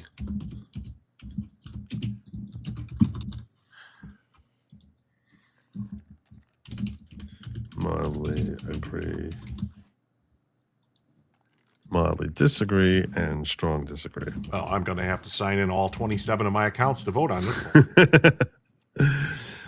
Mildly disagree and strongly disagree. I'm going to put strongly in all caps.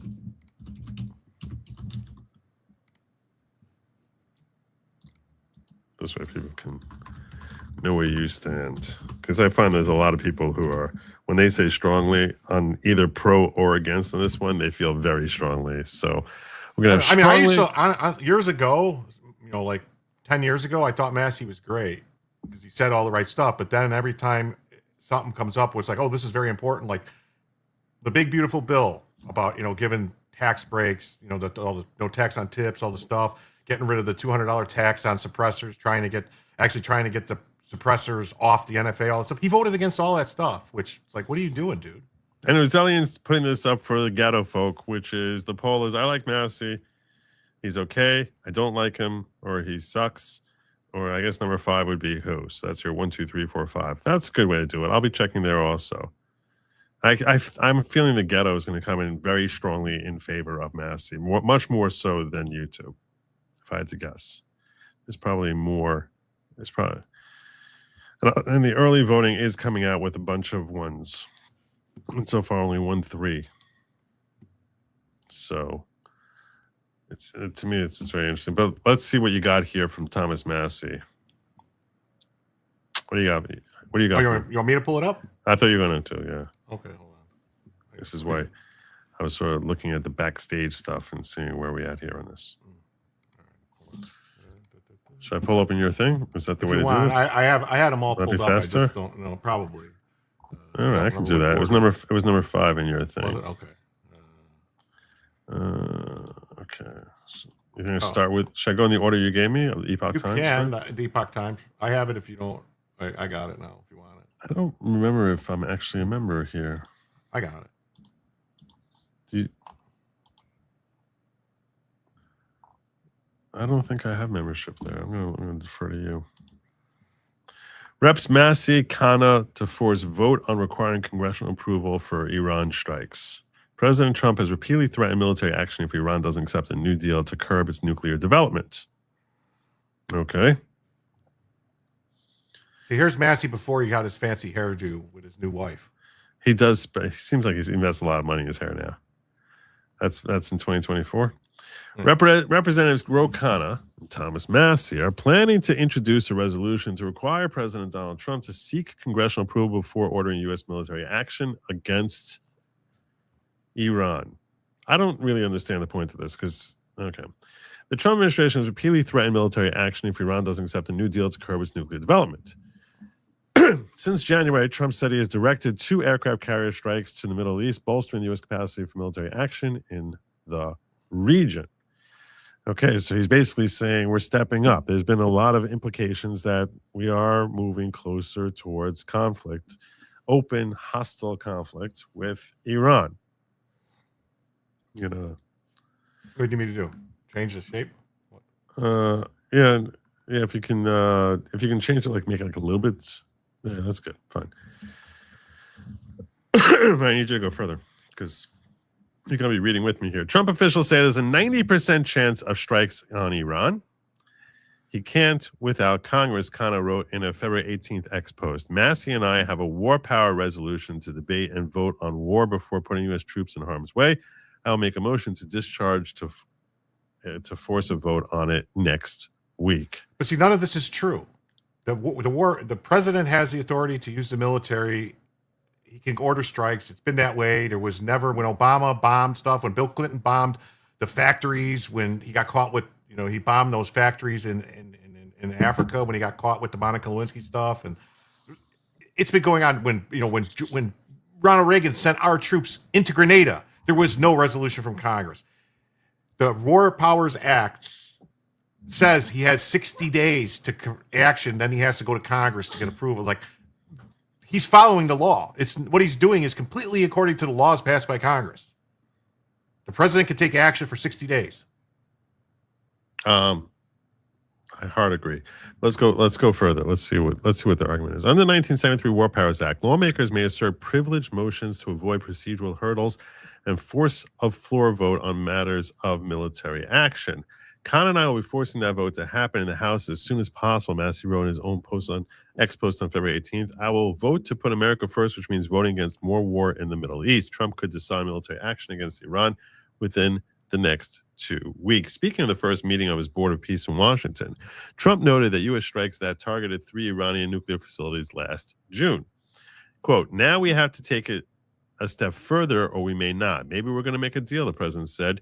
You're going to be finding out over the next probably 10 days. Iranian officials have threatened to return fire if Iran again comes under attack. Such Iranian retaliation could ensnare Middle Eastern countries hosting U.S. military bases. White House President Secretary Caroline Leavitt on Wednesday said U.S. and Iranian negotiators made some progress during a round of talks in Geneva this week, but, quote, we're still very far apart on some issues. In recent months, lawmakers in the House and Senate have put forth several resolutions to prevent Trump from unilaterally ordering military action abroad.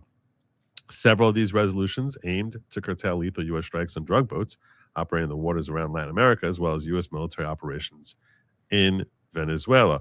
A war powers resolution concerning Venezuela failed in the House last month on a 215-215 tie vote. The resolution specifically called for the removal of U.S. forces from Venezuela unless explicitly authorized by a declaration of war or specific statutory authorization for use of military force. Massie is among a small number of Republicans who have voted with Democrats on recent measures to constrain Trump's authority on military actions. The Republican from Kentucky has already broken ranks on several of the president's policies. Trump has backed U.S. Navy SEAL veteran Ed Galrine, a Republican, to unseat Massie for the 2026 midterm election cycle, unsurprisingly, because he's been a major thorn. I don't even understand what the hell the point of this is. I don't understand. I don't understand what the point is when you know that it's not. If they pass it, what's a resolution? What the hell? Well, first of all, it would still have to. Trump could veto it, and then they would need 2/3 to get over it. So, like, that's my question. That's precisely my question. What the hell does a resolution do? You know it's going to get vetoed. Do you think they have a chance? Which it's weird that they can come up with all these scams and tricks to like try to force votes on stuff, but we can't get the fucking Save America Act voted on in the Senate because of Mitch McConnell's refusing to bring it up. Like, he's another one. Like, what's going on in Kentucky that we've got Mitch McConnell and Massie and Rand Paul? Like, what is it in Kentucky? These are good questions. Screwing their sisters and getting retard? No, sorry. These are all good questions. What the heck is happening in Kentucky? It's true. Massie, McConnell, and Rand Paul. I'll tell you this much. I want to bring this up here from John Mansell. He says, I believe all tariffs should be abolished. One, I believe all tariffs should be abolished. Two, even if they were good, more power to POTUS is a huge price for a short gain. Keeping costs down and POTUS power under control, America first to me. Okay. So what I am telling you is this. First and foremost, no, I understand you believe all tariffs should be abolished. Okay. You're implying that tariffs means that the price of your goods goes up. I think that's a very limited view of what tariffs actually do. Because, in fact, tariffs could ultimately serve to lower prices. Tariffs are America first. Because it's protecting America.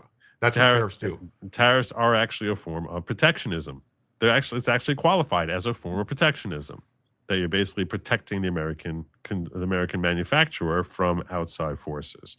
So when you say that's America first to you, so what I'm saying is now we're getting into an old school political discussion, which I like.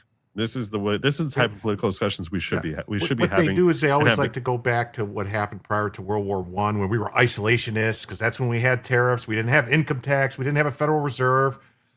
Yeah. States did not popularly elect their senators. Women couldn't vote, And so that's what they all try to go and say, like, this is what they want to go back to. This is what they're trying to do with the tariffs, because tariffs are bad, because, tariffs means you don't want free trade. Well, free trade is one thing, but it's got to be both ways. We can't keep getting screwed. I want to do something with you, John. Okay. I'm going to do something I've never done on this show before. Okay. This is what I'm going to do. I'm going to ask you, I'm going to offer you a chance to come in on the show right now, call into the show and make your points to me about this. Because I don't want you to feel compelled to have to burn super chat money and talk about this. Candidate Trump was endorsed by Massie and hated by the neocons. Now it's flipped and the neocons become more America first and Trump become less. This is what I'm going to do. That's not true. I want to invite you to come on right now. This is what I'm going to do. This is how we can do this. Massie endorsed Rand Paul in 2016. That's a fact. Because, and the reason I'm doing this is this. I like the idea of having this type of political debate. It's been far too long since America has enjoyed this type of healthy debate, because ever since Obama first came on the scene, the entire thing has been about, I hate you, you're evil, no, you're evil, and it's become stupid, and it's not an actual political debate. Now, what this is, John, is an actual political debate as to what is best for America in short term and long term. And I think that this is the type of conversation which needs to be had. And the best way for me to get your number to actually call you and talk to you is, I'm going to urge you to do this. What I'm going to do is I'm going to open up Google Voice, and I'm going to block out all calls. Okay. So I'm going to open up Google Voice. Okay. I'm going to set this up here that I'm going to turn on my Google Voice. The number is, what's my number again?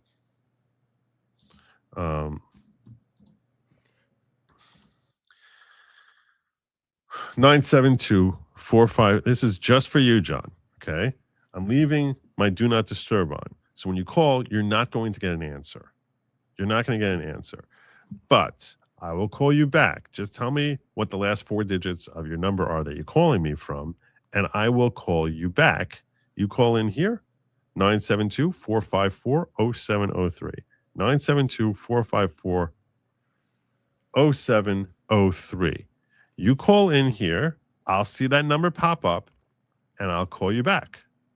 Or you can, in this way, because I want you to present this, because I think that you're saying this in 100% good faith, and I disagree with you as to what's healthiest for America. And I think that we both here have an interest in trying to figure out what is best for America, both short-term and long-term, both when Trump is in office and beyond when he's no longer in office. So perhaps if you call and you talk to me, we'll be on the same page and say, we'll come to some sort of conclusion as to this makes the most sense, because I know that you're a very intelligent guy and that you have a healthy objective here. So what I'm saying is, tell me what the last 4 digits are. So because I don't want to end up calling back the wrong person, because that's just going to be like a waste. But yeah, so if you just called in, one person just called in and went to voicemail. So you can tell me either your area code or last 4 digits of your number, and I will call you back. 972-454-0703. And I'll have you on here. We could talk about this for a good 10, 15 minutes. I'll let you, because I want you to be able to present it. I want you to be able to present it in a way that is thorough. I don't want you to be limited by number of characters in a super chat. So I'd rather do it this way. Even though obviously, if you're paying me money to read your stuff, that's great. But I actually really want to hear from you. Ping Barnes, see if he can come on talk Massie. You want to see fire? Barnes is a Massie supporter. Okay, I can talk. I can bring Barnes on here too. But yeah, let's. I see one number here that came from an 805 area code. So if you tell me that's you, I'll call you back, John. Anyhow, let's get back in. So Representative Connors will force vote on Iran war powers, another endless dumb foreign war.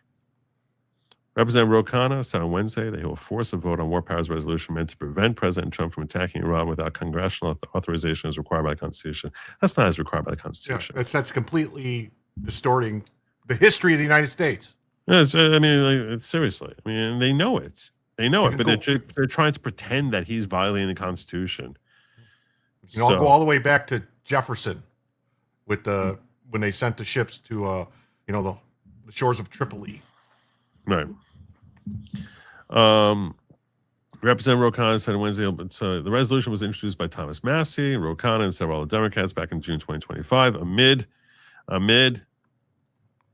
why is it not? Why is it doing this? Oh, because I'm overlaying it. That's why. Because it's a whole confusing thing. Don't let it. Can you read it or no? No. Okay. What I'm saying is, if you take your browser and just sort of shove it and make it not full screen, but blocking let's say 90% of the screen, that's how it works best. Okay, let me do this. Is this better? Yeah, that works much better. Now normally I make it. You were used to yell at me to make it full screen. Now make it bigger. Okay. We're going to read. I was going to say one drop smaller than this. Okay. That's good. That's perfect. All right. Resolution introduced by Representative Massie, Kana, and several other Democrats back in June 2025 made the 12-day U.S.-Israeli war against Iran, but a ceasefire was reached before a vote was held. Massie was the original sponsor, and legislation currently has 77 co-sponsors, all Democrats. Yeah, okay. So, but see, I don't agree with that either because it says this 11-day U.S.-Israeli war against Iran. We attacked them one day. One, like in like 2 hours, and we were at war with them for what, 35 minutes? Yeah, Americans can contact their House representative and urge them to support Congress. Okay, to this bill to prevent a disastrous war with Iran, which appears imminent amid the major U.S. military buildup in the region. Trump officials say there's a 90% chance of strikes in Iran. He can't without Congress. Okay, Kana wrote on X, "I have war powers resolution." So this is pretty much the same thing. I don't think we're getting enough new out of this. So you want to hear my thoughts on this? Sure. I don't think we're going to war. Did we go to a war with Iran in 1987 or 86? What was it, 87, 88 with Operation Praying Mantis when we destroyed half of their navy in 3 hours under Ronald Reagan? Was that war with Iran or was that just an action? When I say war, I mean boots on the ground. Okay, so I want to be clear here. I do not think, and I definitely do not want to see American boots on the ground. I do not think we are going to see American boots on the ground. I think that there's like 1 chance in 30 that actually ends up happening. I do not think we will see American troops on the ground. I think that there's almost no chance that happens. The reason for that is history, which is, I'm talking about Trump's history, that he is someone who is all too happy to bluff his adversaries and basically scare the bejesus out of them.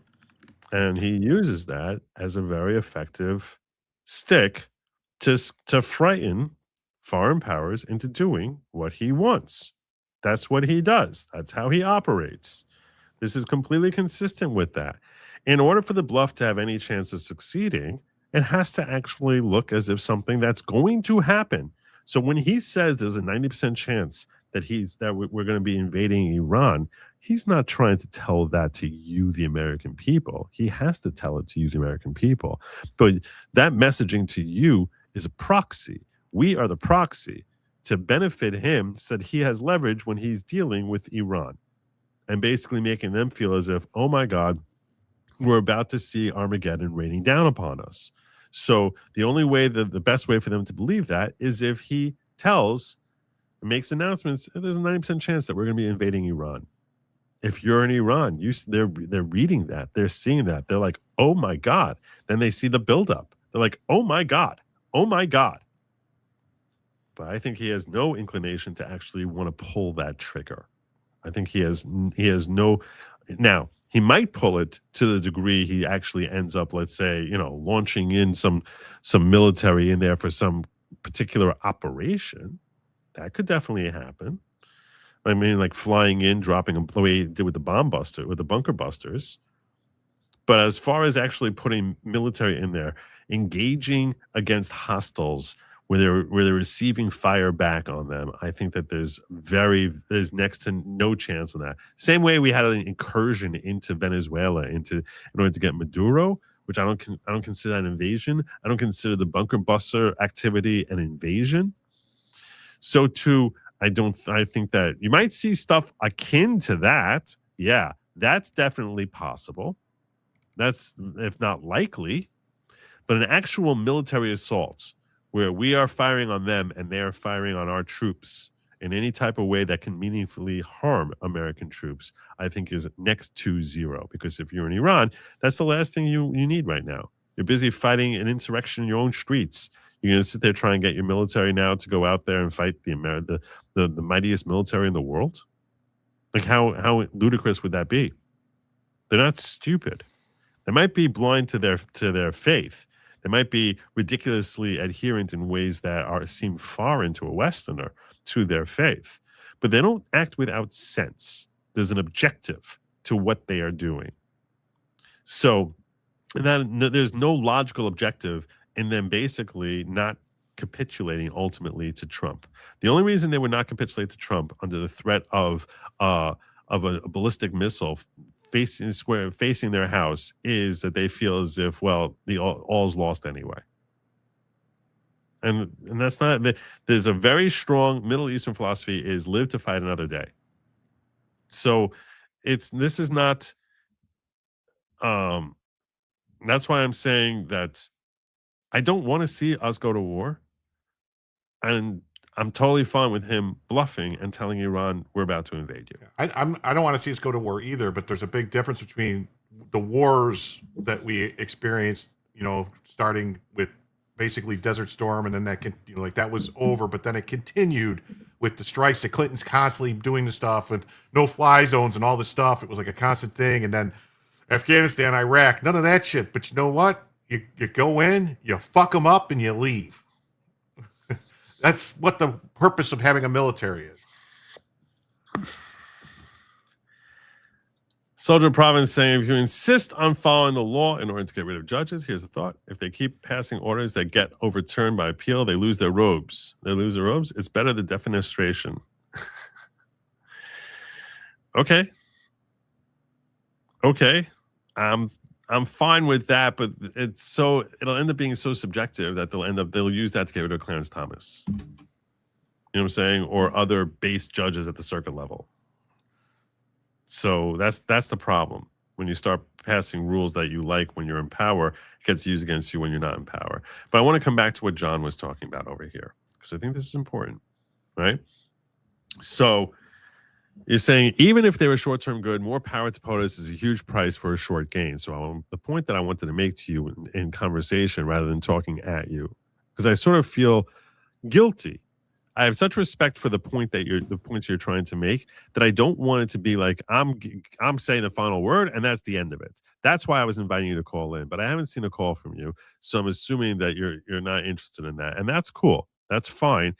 I was trying to help level the playing field in our ability to converse with each other and lift you up to make it easier for you. But I do want to respond to this, so I'm going to tell you this. As I said, I can respect Thomas Massie coming out there and saying, hey, look, there's a procedure there's a process that must be followed. And if you're not following that process, what you're doing here is improper.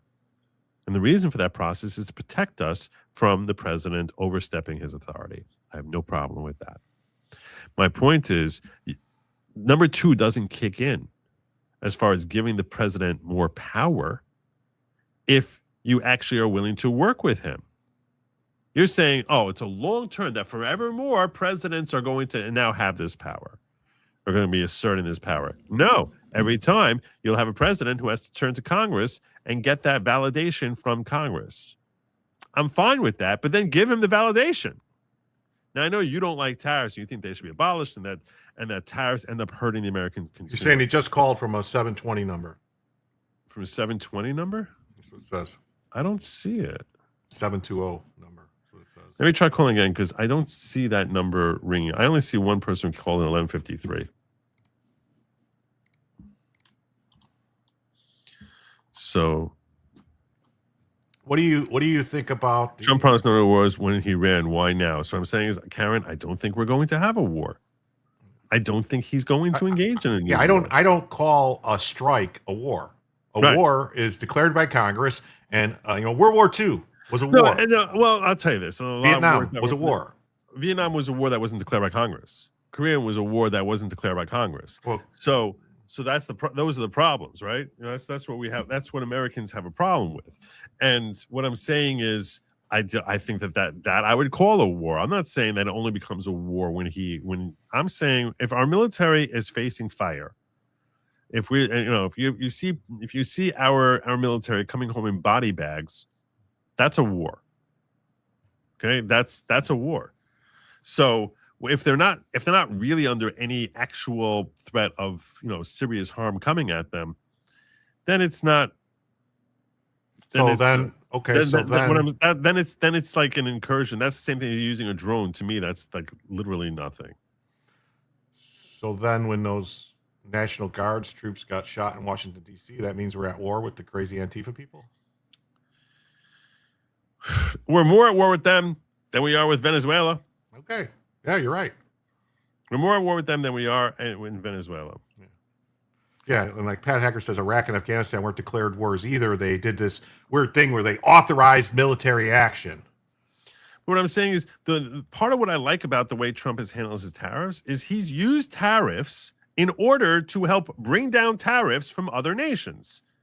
So in that sense, these tariffs have very directly been helping you and me. When I say tariffs can lower prices, I mean it lowers prices in that now you have more money now because your manufacturers can build more and distribute and sell internationally because they're not being hit by a tariff barrier.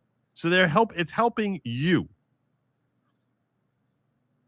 It's less direct than if he puts a 10%, 20% tariff on Honduras. So now the price of bananas goes up by 10 cents a bunch, 15, 20 cents a bunch, right? Because it doesn't pass through directly to us.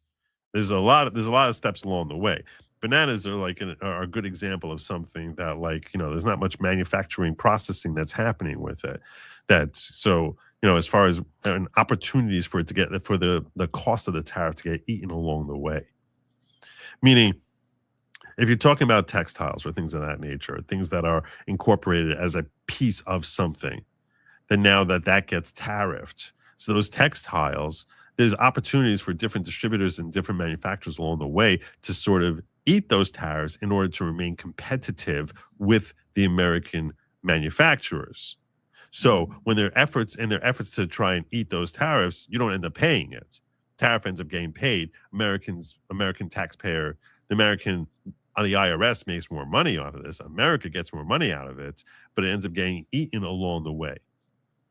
As opposed to so that's why there's a lot of ways that what we would think and naturally would just automatically just attach onto the consumer doesn't manifest. Yeah. If it's something that's only comes from one place, let's say like bananas, like you're saying, or when bananas come from multiple places, let's say coffee, which mainly the majority of coffee comes from Colombia. So if we put a tariff on Colombia and we don't exclude coffee, then coffee prices are going to go up.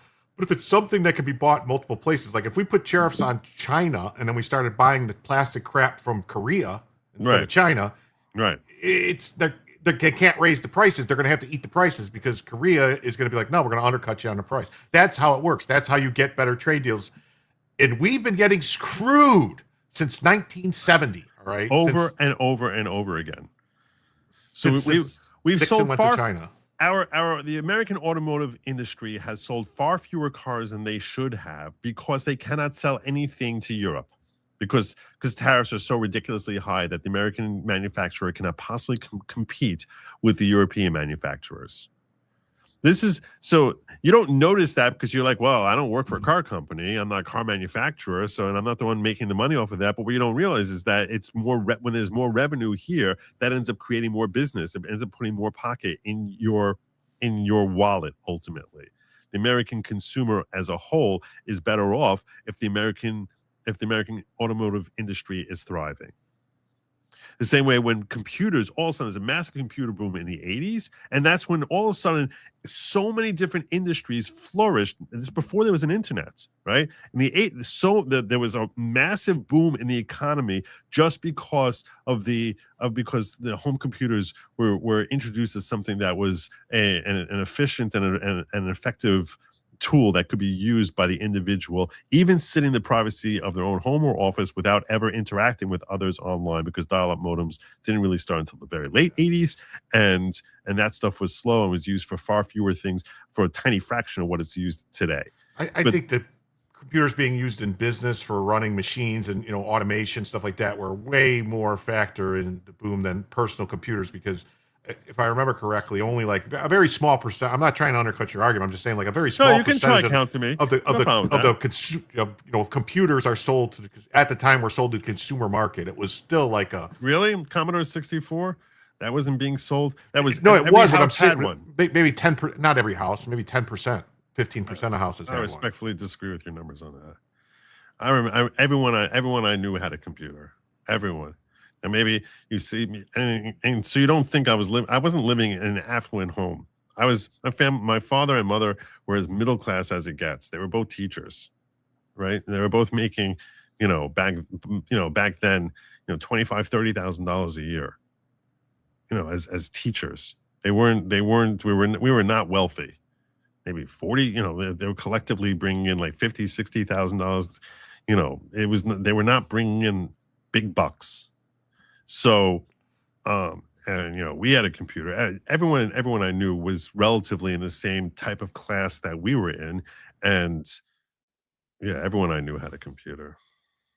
But the point that I'm getting at is that when the American industry is thriving, that benefits us, and we would be thriving more, but for the fact that our manufacturers are dealing with tariffs. So when he's using tariffs to help lower the tariffs that our manufacturers are facing and our distributors are facing, that creates globally a benefit to America. You want to show me numbers that say I'm wrong? Here, in 1985, 8 to 10% of U.S. households had a personal computer. Okay, and what was it by 1980? What was it by 1990? It was 15% by 89.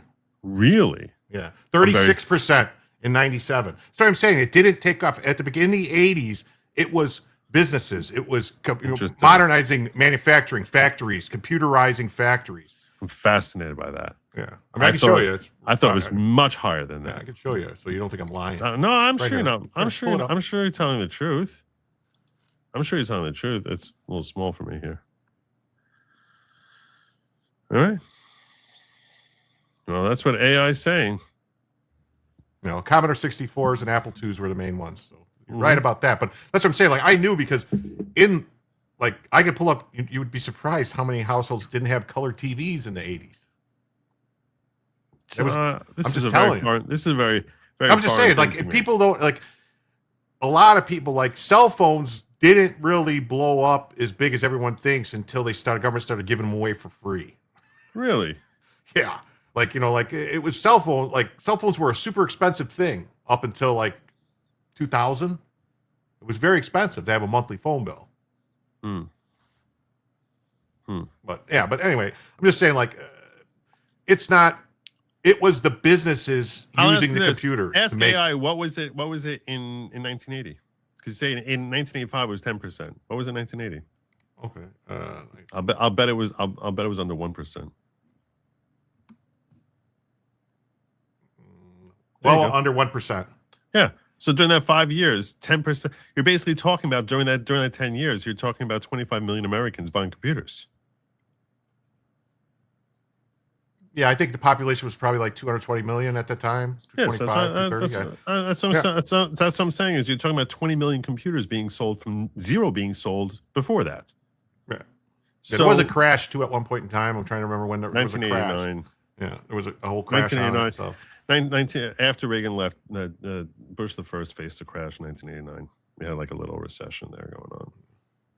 So that's what helped get Clinton elected. All right. Anyhow, my point here is, I think that if you want to tell me, and I wish I saw his number here. If he wants to write his number in the chat, I'll call him. I'm not looking. I just don't want to dox him. If he doesn't mind putting his number in there. Yeah. John's saying everyone has heard about the emperor that wore no clothes, but what about the judge that wears no robe? Wait, is there really a judge like that? Or is he just making a comment about the poor judicial system we have today? I'm not sure. Yeah, today in today's environment, I don't know. This could be literal, it could be figurative. It really could go either way. So, yeah, if he's willing to, I want to check on my poll here. I am curious where people stand on Massie, how unpopular my opinion is. Okay, so this is interesting. The majority of my audience does not like Massie. So far, people voting on this, we have the winner of this poll is the statement to I like Thomas Massie, 36% right now saying I strongly disagree with that statement. Strongly disagree. 29% say I mildly disagree. 20% mildly agree that they like Thomas Massie, and only 15% strongly agree that they like Thomas Massie. I told you, and in the ghetto, it was much more strong in favor of Thomas Massie. When I called for those numbers in there, it was mostly ones. It was a couple. It was one or two. I'm looking at this now. I'll read off the numbers to you. 111 31 44 4 plus. Okay, now I'm 4. Veds went went from 3 to 4. So yeah, they're very split. They're very, very split. Barrett Boy says tariffs should be the way our government is funded. Income tax should be abolished. Yes, should be. He also says regarding judges, Jefferson recommended every 5 years federal judges have to be reconfirmed. I kind of like that idea. He also says, remember war games Matthew Broderick prevented World War III with a Commodore 64? I do remember that. The key word was Joshua. That was what he figured out was the password to break in there. J.H. Schwalbeck says, can we call this president our... I'm going to pull this up. I'm going to pull this up rather than trying to figure out how to share this with you. That's what I'm going to do if I can pull this out.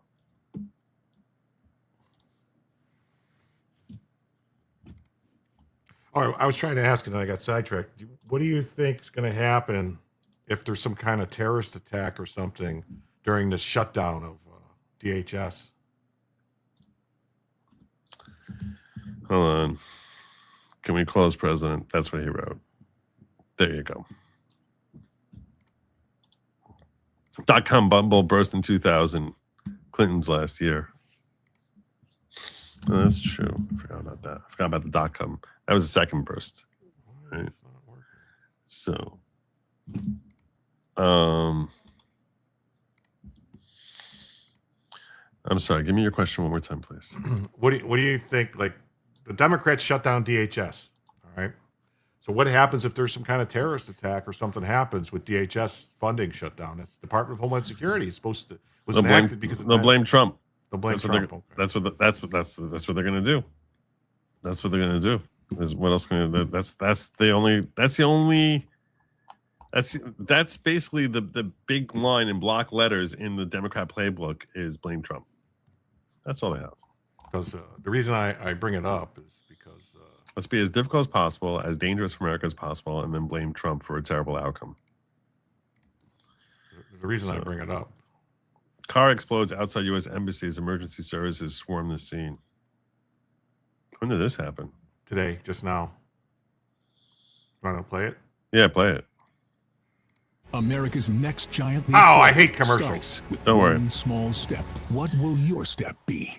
Donald Trump has reiterated his warning to Iran over its nuclear program.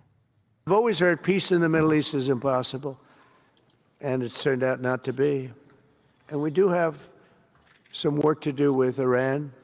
They can't have a nuclear weapon. It's very simple. You can't have peace in the Middle East if they have a nuclear weapon. And they can't have a nuclear weapon. And they've been told that very strongly.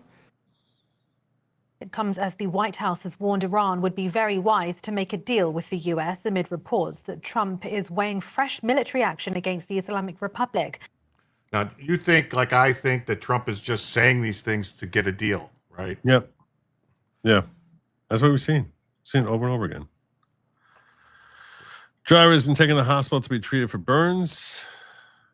Car exploded outside U.S. Embassy this afternoon following a swarm of emergency services to the scene. Around 6 p.m. local time, authorities were alerted a vehicle was on fire in Armenia's capital, Yerevan.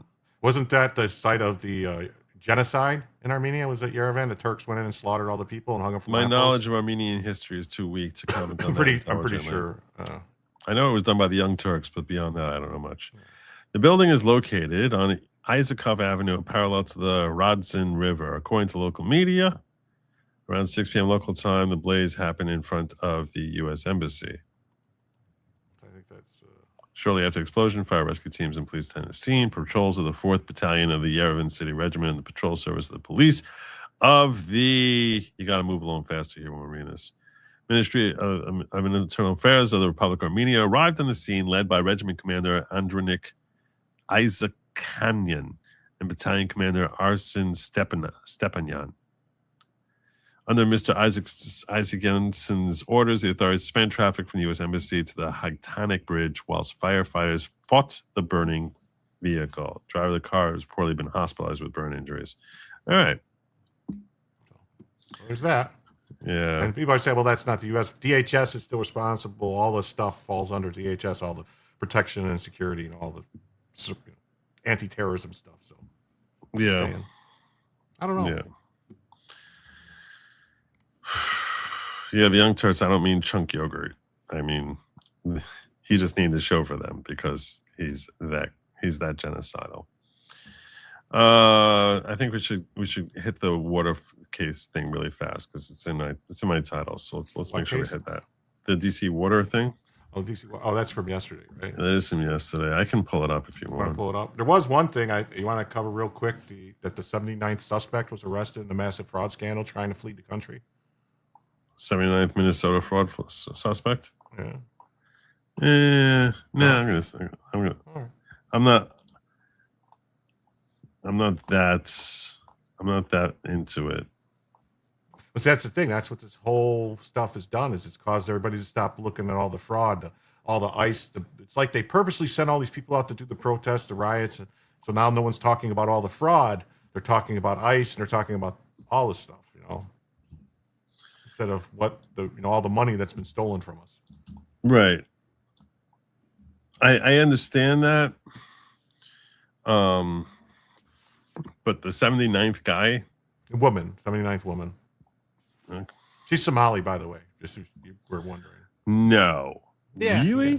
Something I should have said 79th Somali suspect arrested. Yeah. So first, I need to introduce you to DC Water. DC Water is an agency based in, you guessed, District of Columbia. And the DC Water's manager is a man by the name of David Gaddis. So we need to start this story off by introducing you to David Gaddis so you can appreciate just exactly what DC Water is all about. I think DC Water handles the water for DC, Maryland, and parts of Virginia, from what I've looked at. It's like a metro thing. It's kind of like, doesn't like New York gets its water all the way from up north, right? It comes down, anyway, whatever. You know what I mean? It's not just DC. Okay. All right. So this is Mr. Gaddis. When I arrived at DC Water, this was an organization that looked very similar to our industry. It was predominantly, white male at the top, but this is a utility that's, more than 70% people of color work at this utility.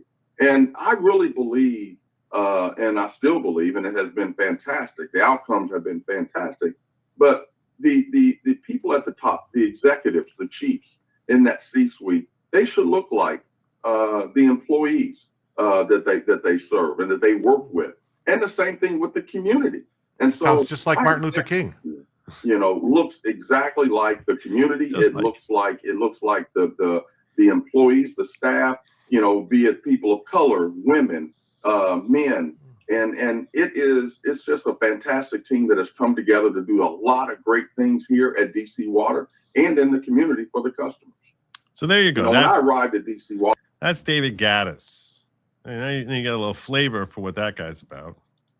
Why am I having massive problems here with my There's a lot of internet weirdness going on right now. I don't know why. I've been having weird problems with stuff freezing and yeah. Let me give you a little bit more on just how strongly he feels that. That's not just a little statement. At DC Water, we don't just do diversity. No. Our mission is to reflect diversity and inclusion in all aspects of how the authority conducts its business.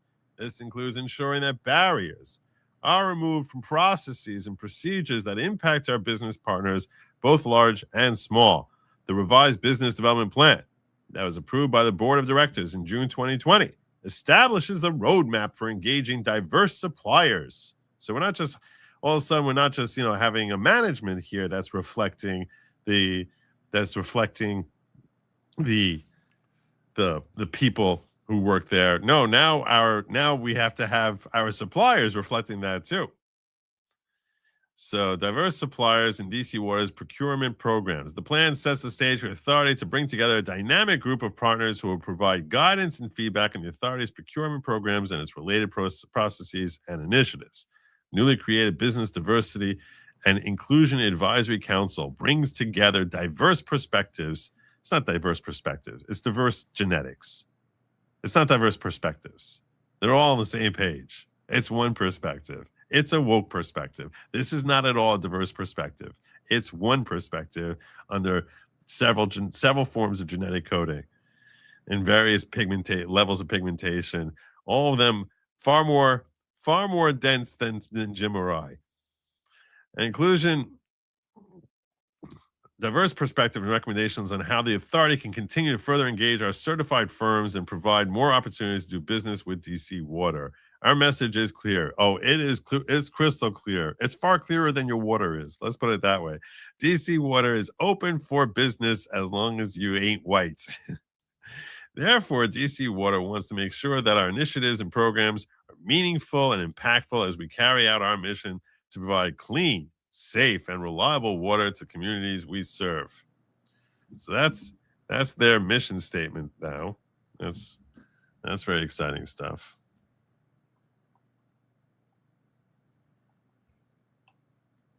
But unfortunately for Mr. Gaddis, he's got some problems.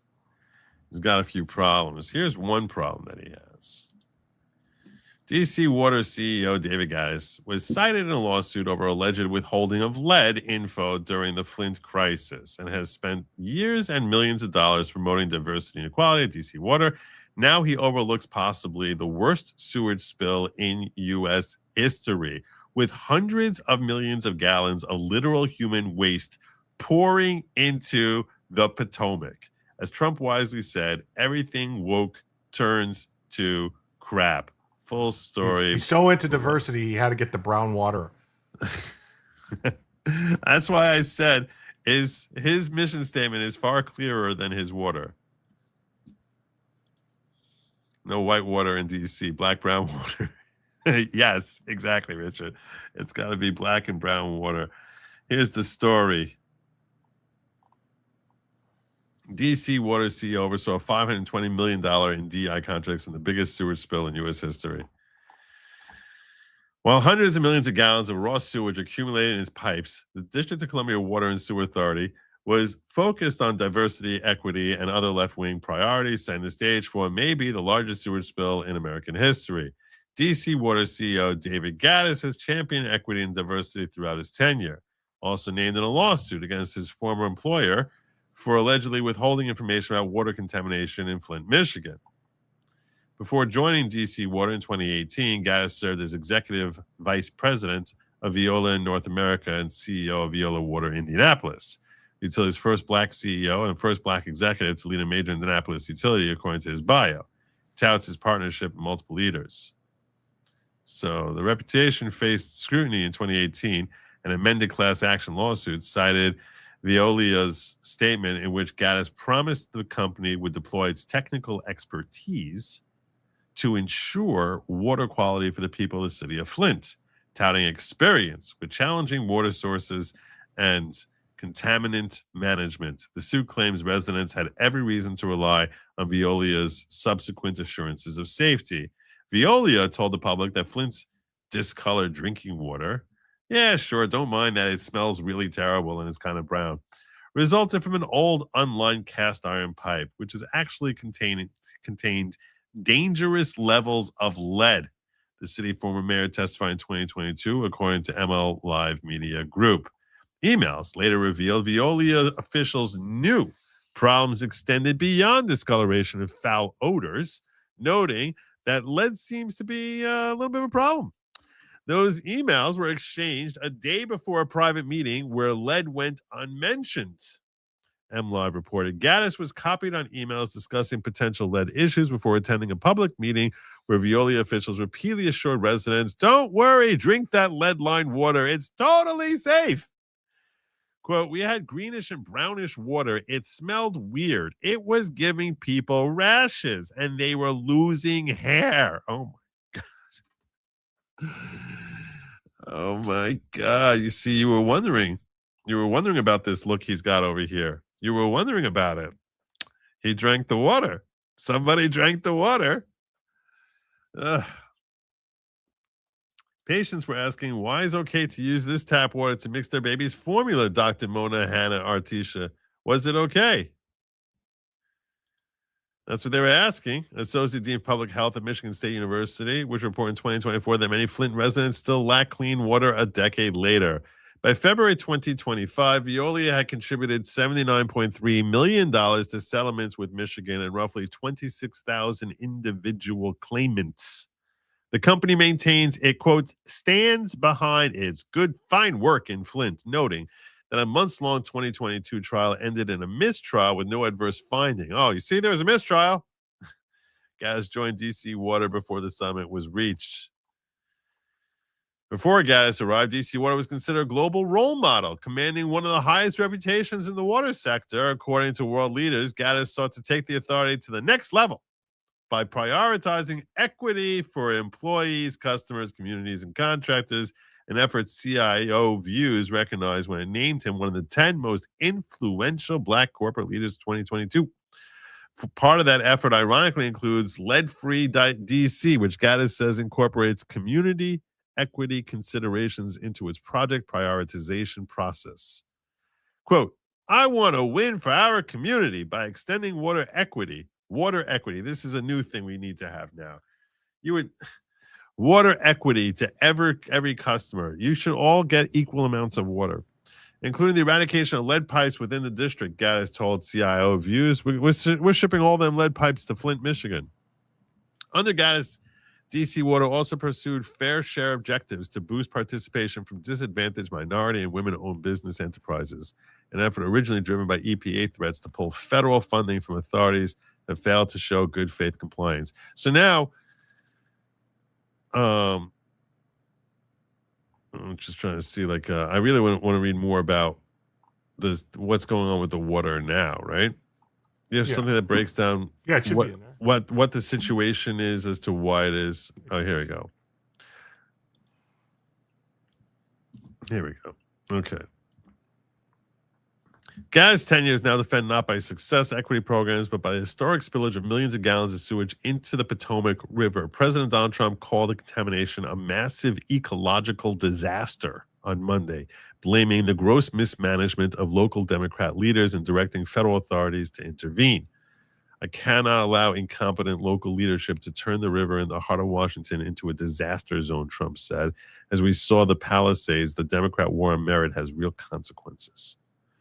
Palisades obviously referring to what happened in California with their fires. The spill began nearly a month ago with 300 million gallons of bacteria-laden sewage entering the river. Oh my God. Echoing the Flint ordeal, DC Water admitted on February 9th that it made critical error in reporting E. coli levels, minimizing contamination. It was by more than 9,900 times. Yeah, it was 9,900% off. 9,900% off. They didn't, they put the number out, but it was, it was supposed to be corrected for the size of the sample, and they didn't correct it for the size of the sample. So they're like, oh, it's perfectly fine. Wow. And it's like, no, it's not. It's 9,900 times higher than you said. Wow.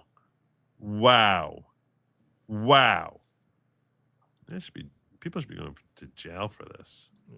But I mean, this is the people who they have. I mean, I can show you. This is the person. This is the CEO of the water system.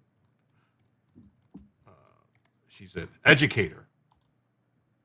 Advisory council members Antoine, Brandy Butler, president and chief executive CEO. Oh, we're gonna see. Basically, it's gonna look like a family barbecue for Mr. Gaddis if we pull up all these pictures. I'm sure, right? Oh yeah. She's an entrepreneur. She says, this is basically the problem with DC and our government is all these people once they get in, they just start get other positions and jobs. And it's like, oh, we've got this, and I hate to say it like this, but we got this black woman. She's qualified to, she's got degrees and she does this stuff. So let's put her in here to do all these other things that she has no idea what she's doing, just because we could say hey, she's qualified because look, because she's an entrepreneur committed to expanding business opportunities for women and minority-owned companies. She knows nothing about water or how to transport it safely, but she's an entrepreneur known for developing strong, meaningful relationships with clients and employees alike in an attempt to continuously provide the best service to fulfill client needs. What the hell does that have to do with knowing how to the first damn thing about how plumbing works or contamination levels? Prior to the founding of ADC, Ms. Butler began to hone her entrepreneurship and project management skills through a series of key positions. They don't tell us what they were, how they're relevant to this, her position. Legal staffing and training is the group she ran. Aspen. Legal staffing. That's the same thing. It's pretty much the same thing. She was additionally responsible for project management for a major facilities management contract. And so basically, if this is the council members, this is when I had it on, but this is the people on the members. But look at this. Let's President see Antoine. Enlightened Incorporated, President and CEO of Enlightened. I want to let's pull them all up here. Oh, there you go. Information technology, IT. There you go. Oh, so we have so here's who's running DC Water. You have an IT guy, a legal staffer. Brian McClure. Let's see.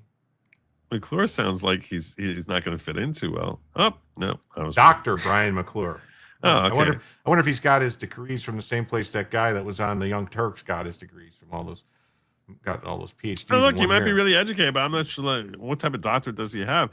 Director of Core Projects. Prior to joining Core, Brian served. What is Core? People create these things and they open a business. Like we could just create a business called something. It's nothing related to like transporting water, is it? No. Racial equity into the councils. Yeah. There, he helped lead the district's efforts to operationalize racial equity into the council's legislative processes. So it's all about racial equity. That's all it is. Everything is racial equity. Wow.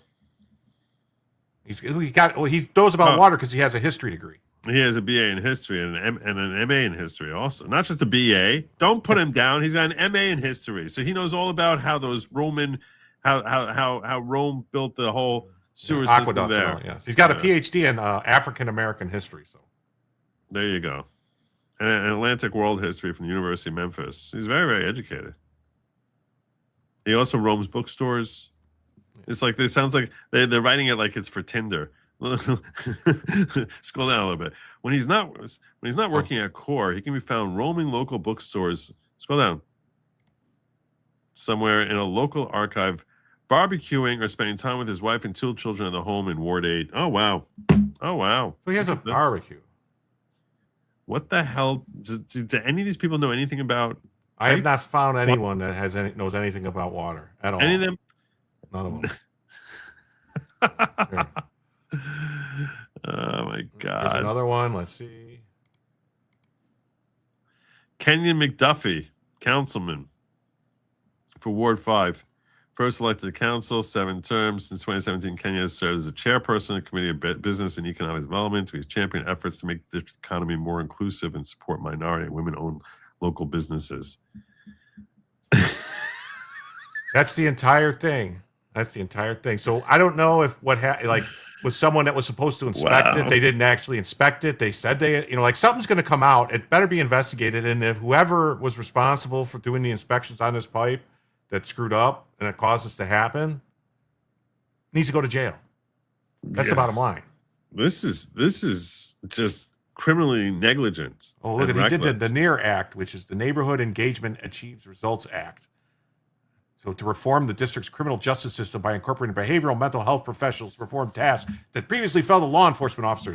Yes. What the hell does this have to do with plumbing? Oh, maybe they hired homeless people to do the plumbing. You would think when this guy's saying we need to have people who reflect like our employees, maybe raise some of your employees.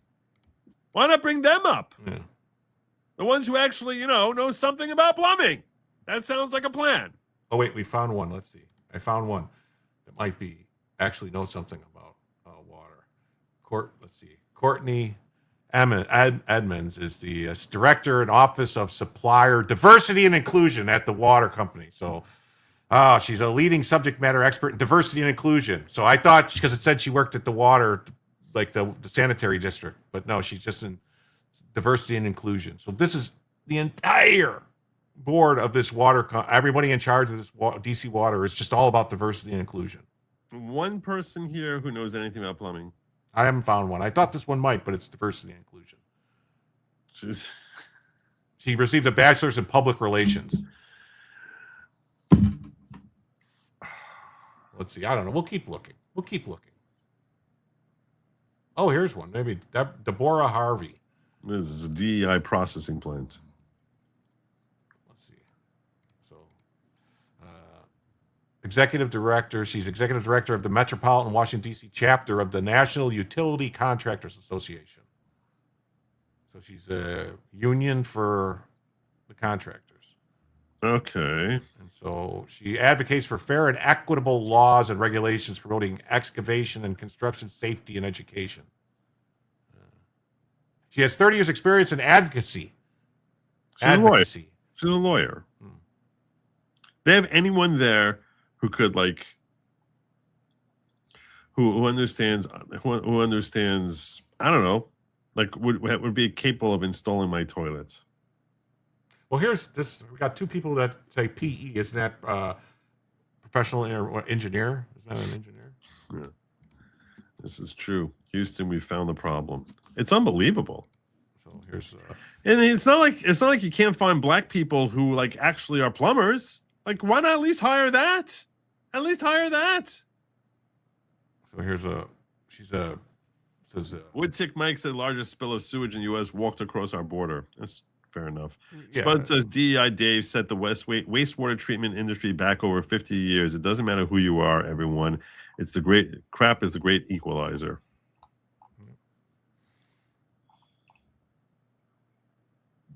Crap, it's the great equalizer. So she's worked for public and private clients in the civic, culture, energy, education, entertainment, healthcare, hospitality, housing, infrastructure. She has offices in Austin, Baltimore, Chicago, Dallas, Los Angeles, Miami, and Washington, D.C. She's a professional engineer. Montana Bow Ladies asked me, did you know that the Potomac River is a tidal river? No, I'm not even sure I know what a tidal river is. Do you know what makes something a tidal river? It gets lower and higher with the tide. It gets lower and higher with the tide. Yeah, I think that's what that means. So it actually can, water can go back up the river. That's or good. maybe not back up the river, but it backs up so that the river, when tides come in, the river. Is there one pipe that just keeps flowing out this water? There's 300 million gallons. It's a 72-inch pipe, Joe. That burst. That burst. Yeah. So they shut it down? They did. No, they didn't shut it down. They couldn't shut it down. It's still pumping out. No one there knew how to shut it. Right. No, what they did was they did a bypass. They put another pipe in that's diverting some of it, but not all of it. So it's still going out. But they didn't do anything for several days. Wow. Because first they had to hire a plumber. Yeah. But wait. Do you know how this gets fixed? I mean, what are you looking at me for? I'm a lawyer. What about you? You know anything? Look, I told you. If you want someone who's got a master's in barbecuing, I'm your guy. But I can explain to you. I can talk to you all about what our African history, and maybe that'll help encourage you and inspire you into basically saying we can't have more of this crap flowing into the Potomac. But beyond that, as far as what's an interlocking pipe, no, that's not my thing. This is pathetic. Read this. Is so pathetic. Read this. By the age of 6, Darryl was drafting architectural drawings under his father's tutelage. After graduating from Howard University with a BS in civil engineering. Oh, that sounds like something. Yeah. She worked at Turner Construction. Turner Construction is a shit company. Oh my God, they suck. How do you know that? Because I worked with them. Well, at these firms, she honed her experience in field work, business development, and construction management. In 1990, with a shoestring budget of $1,000 and a business plan she wrote herself, Darryl started McKissick and McKissick. Today, Engineering News Record magazine ranks the law firm in 2 of its most significant national lists: 100 top construction management for fee firms and 50 top program management firms. Yeah, Washington, that's one of those places that you pay money and they put you in their list like the lawyers do. Yeah. The Washington Business Journal has also named McKissick one of the top 25 design firms in the metropolitan Washington area. McKissick has managed landmark projects that include the Museum of African American History and Culture, Lincoln and Jefferson Memorials, Obama Presidential Center, and the Navy Pier Centennial projects in Chicago. The firm is also designing additions to the George W. Bush Presidential Library and Museum. Lake Construction served the architect. This is... I think the Navy Pier Centennial project in Chicago was like $2 billion over budget. Is it? Yes. And the Obama Presidential Center, isn't that the thing that looks like the thing from Star Wars? Anyway, so at least maybe she's an engineer. So maybe that's one person. She's an engineer. Still don't know if that means she knows about plumbing. All right. I think it's time for us to land our plane, brother. Okay. Can you tell everyone where they can find you? Yes, I already put it in the private chat for you. I put it in I the don't first know. I can't access that. Yeah, you can. Go into the people on a click. It's in studio chat. Here we go. Yeah, I see what you did. Yeah, so you can find me. I try to stream 5 to 6 nights a week. It's been difficult. I have in real life stuff coming up, so I'm not able to stream as many days as I used to, but I try to stream. I will be streaming tomorrow night around 9 or 10 o'clock on Fridays. And Saturdays, I usually stream. Sundays, not so much. Try on Mondays, Tuesday, Wednesday, Thursday. And I just go over the news. It's Jim Tells You. You can find me on YouTube. You can find me on Rumble. You can find me on Kick, Twitch. You can find me on X under Jim Tells You, or Jim Satala is my main account. I'm also on Locals and on Facebook, Instagram, TikTok. Yeah, I'm everywhere. He's everywhere. Yeah. Why would you not be following him already? I don't even understand it. There's no good reason for it. I'm going to share a link here for you. I'm going to share his link here for you, which is and I'll pin that here in the chat. Also going to throw it up in the ghetto for those of you who have not yet subbed up to him. Give him a follow. They'll be happy that you did. Only great things will happen to you. Good tidings and amazing karma. And while you're here, please hit the like and subscribe. Do all that good stuff.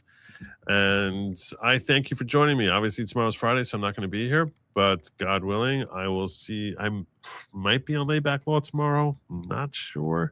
But you'll find out if you follow me at goodlogic.locals.com. That's goodlogic.locals.com. One more thing is I will be dropping a video tomorrow. So it's already built. It's made. Like, it's there. It's just a matter of like asking AI to tell me when the best time for it to be released is. So that's going to be at some point tomorrow. So look for that, and make sure you please like, subscribe, do all that good other stuff. I'll remind you, you definitely don't want to be touching any of that lab meat because it's not meant for you. And do not eat the bugs. Don't do it. Just do not do it. Have a good night, everyone. As always, Godspeed.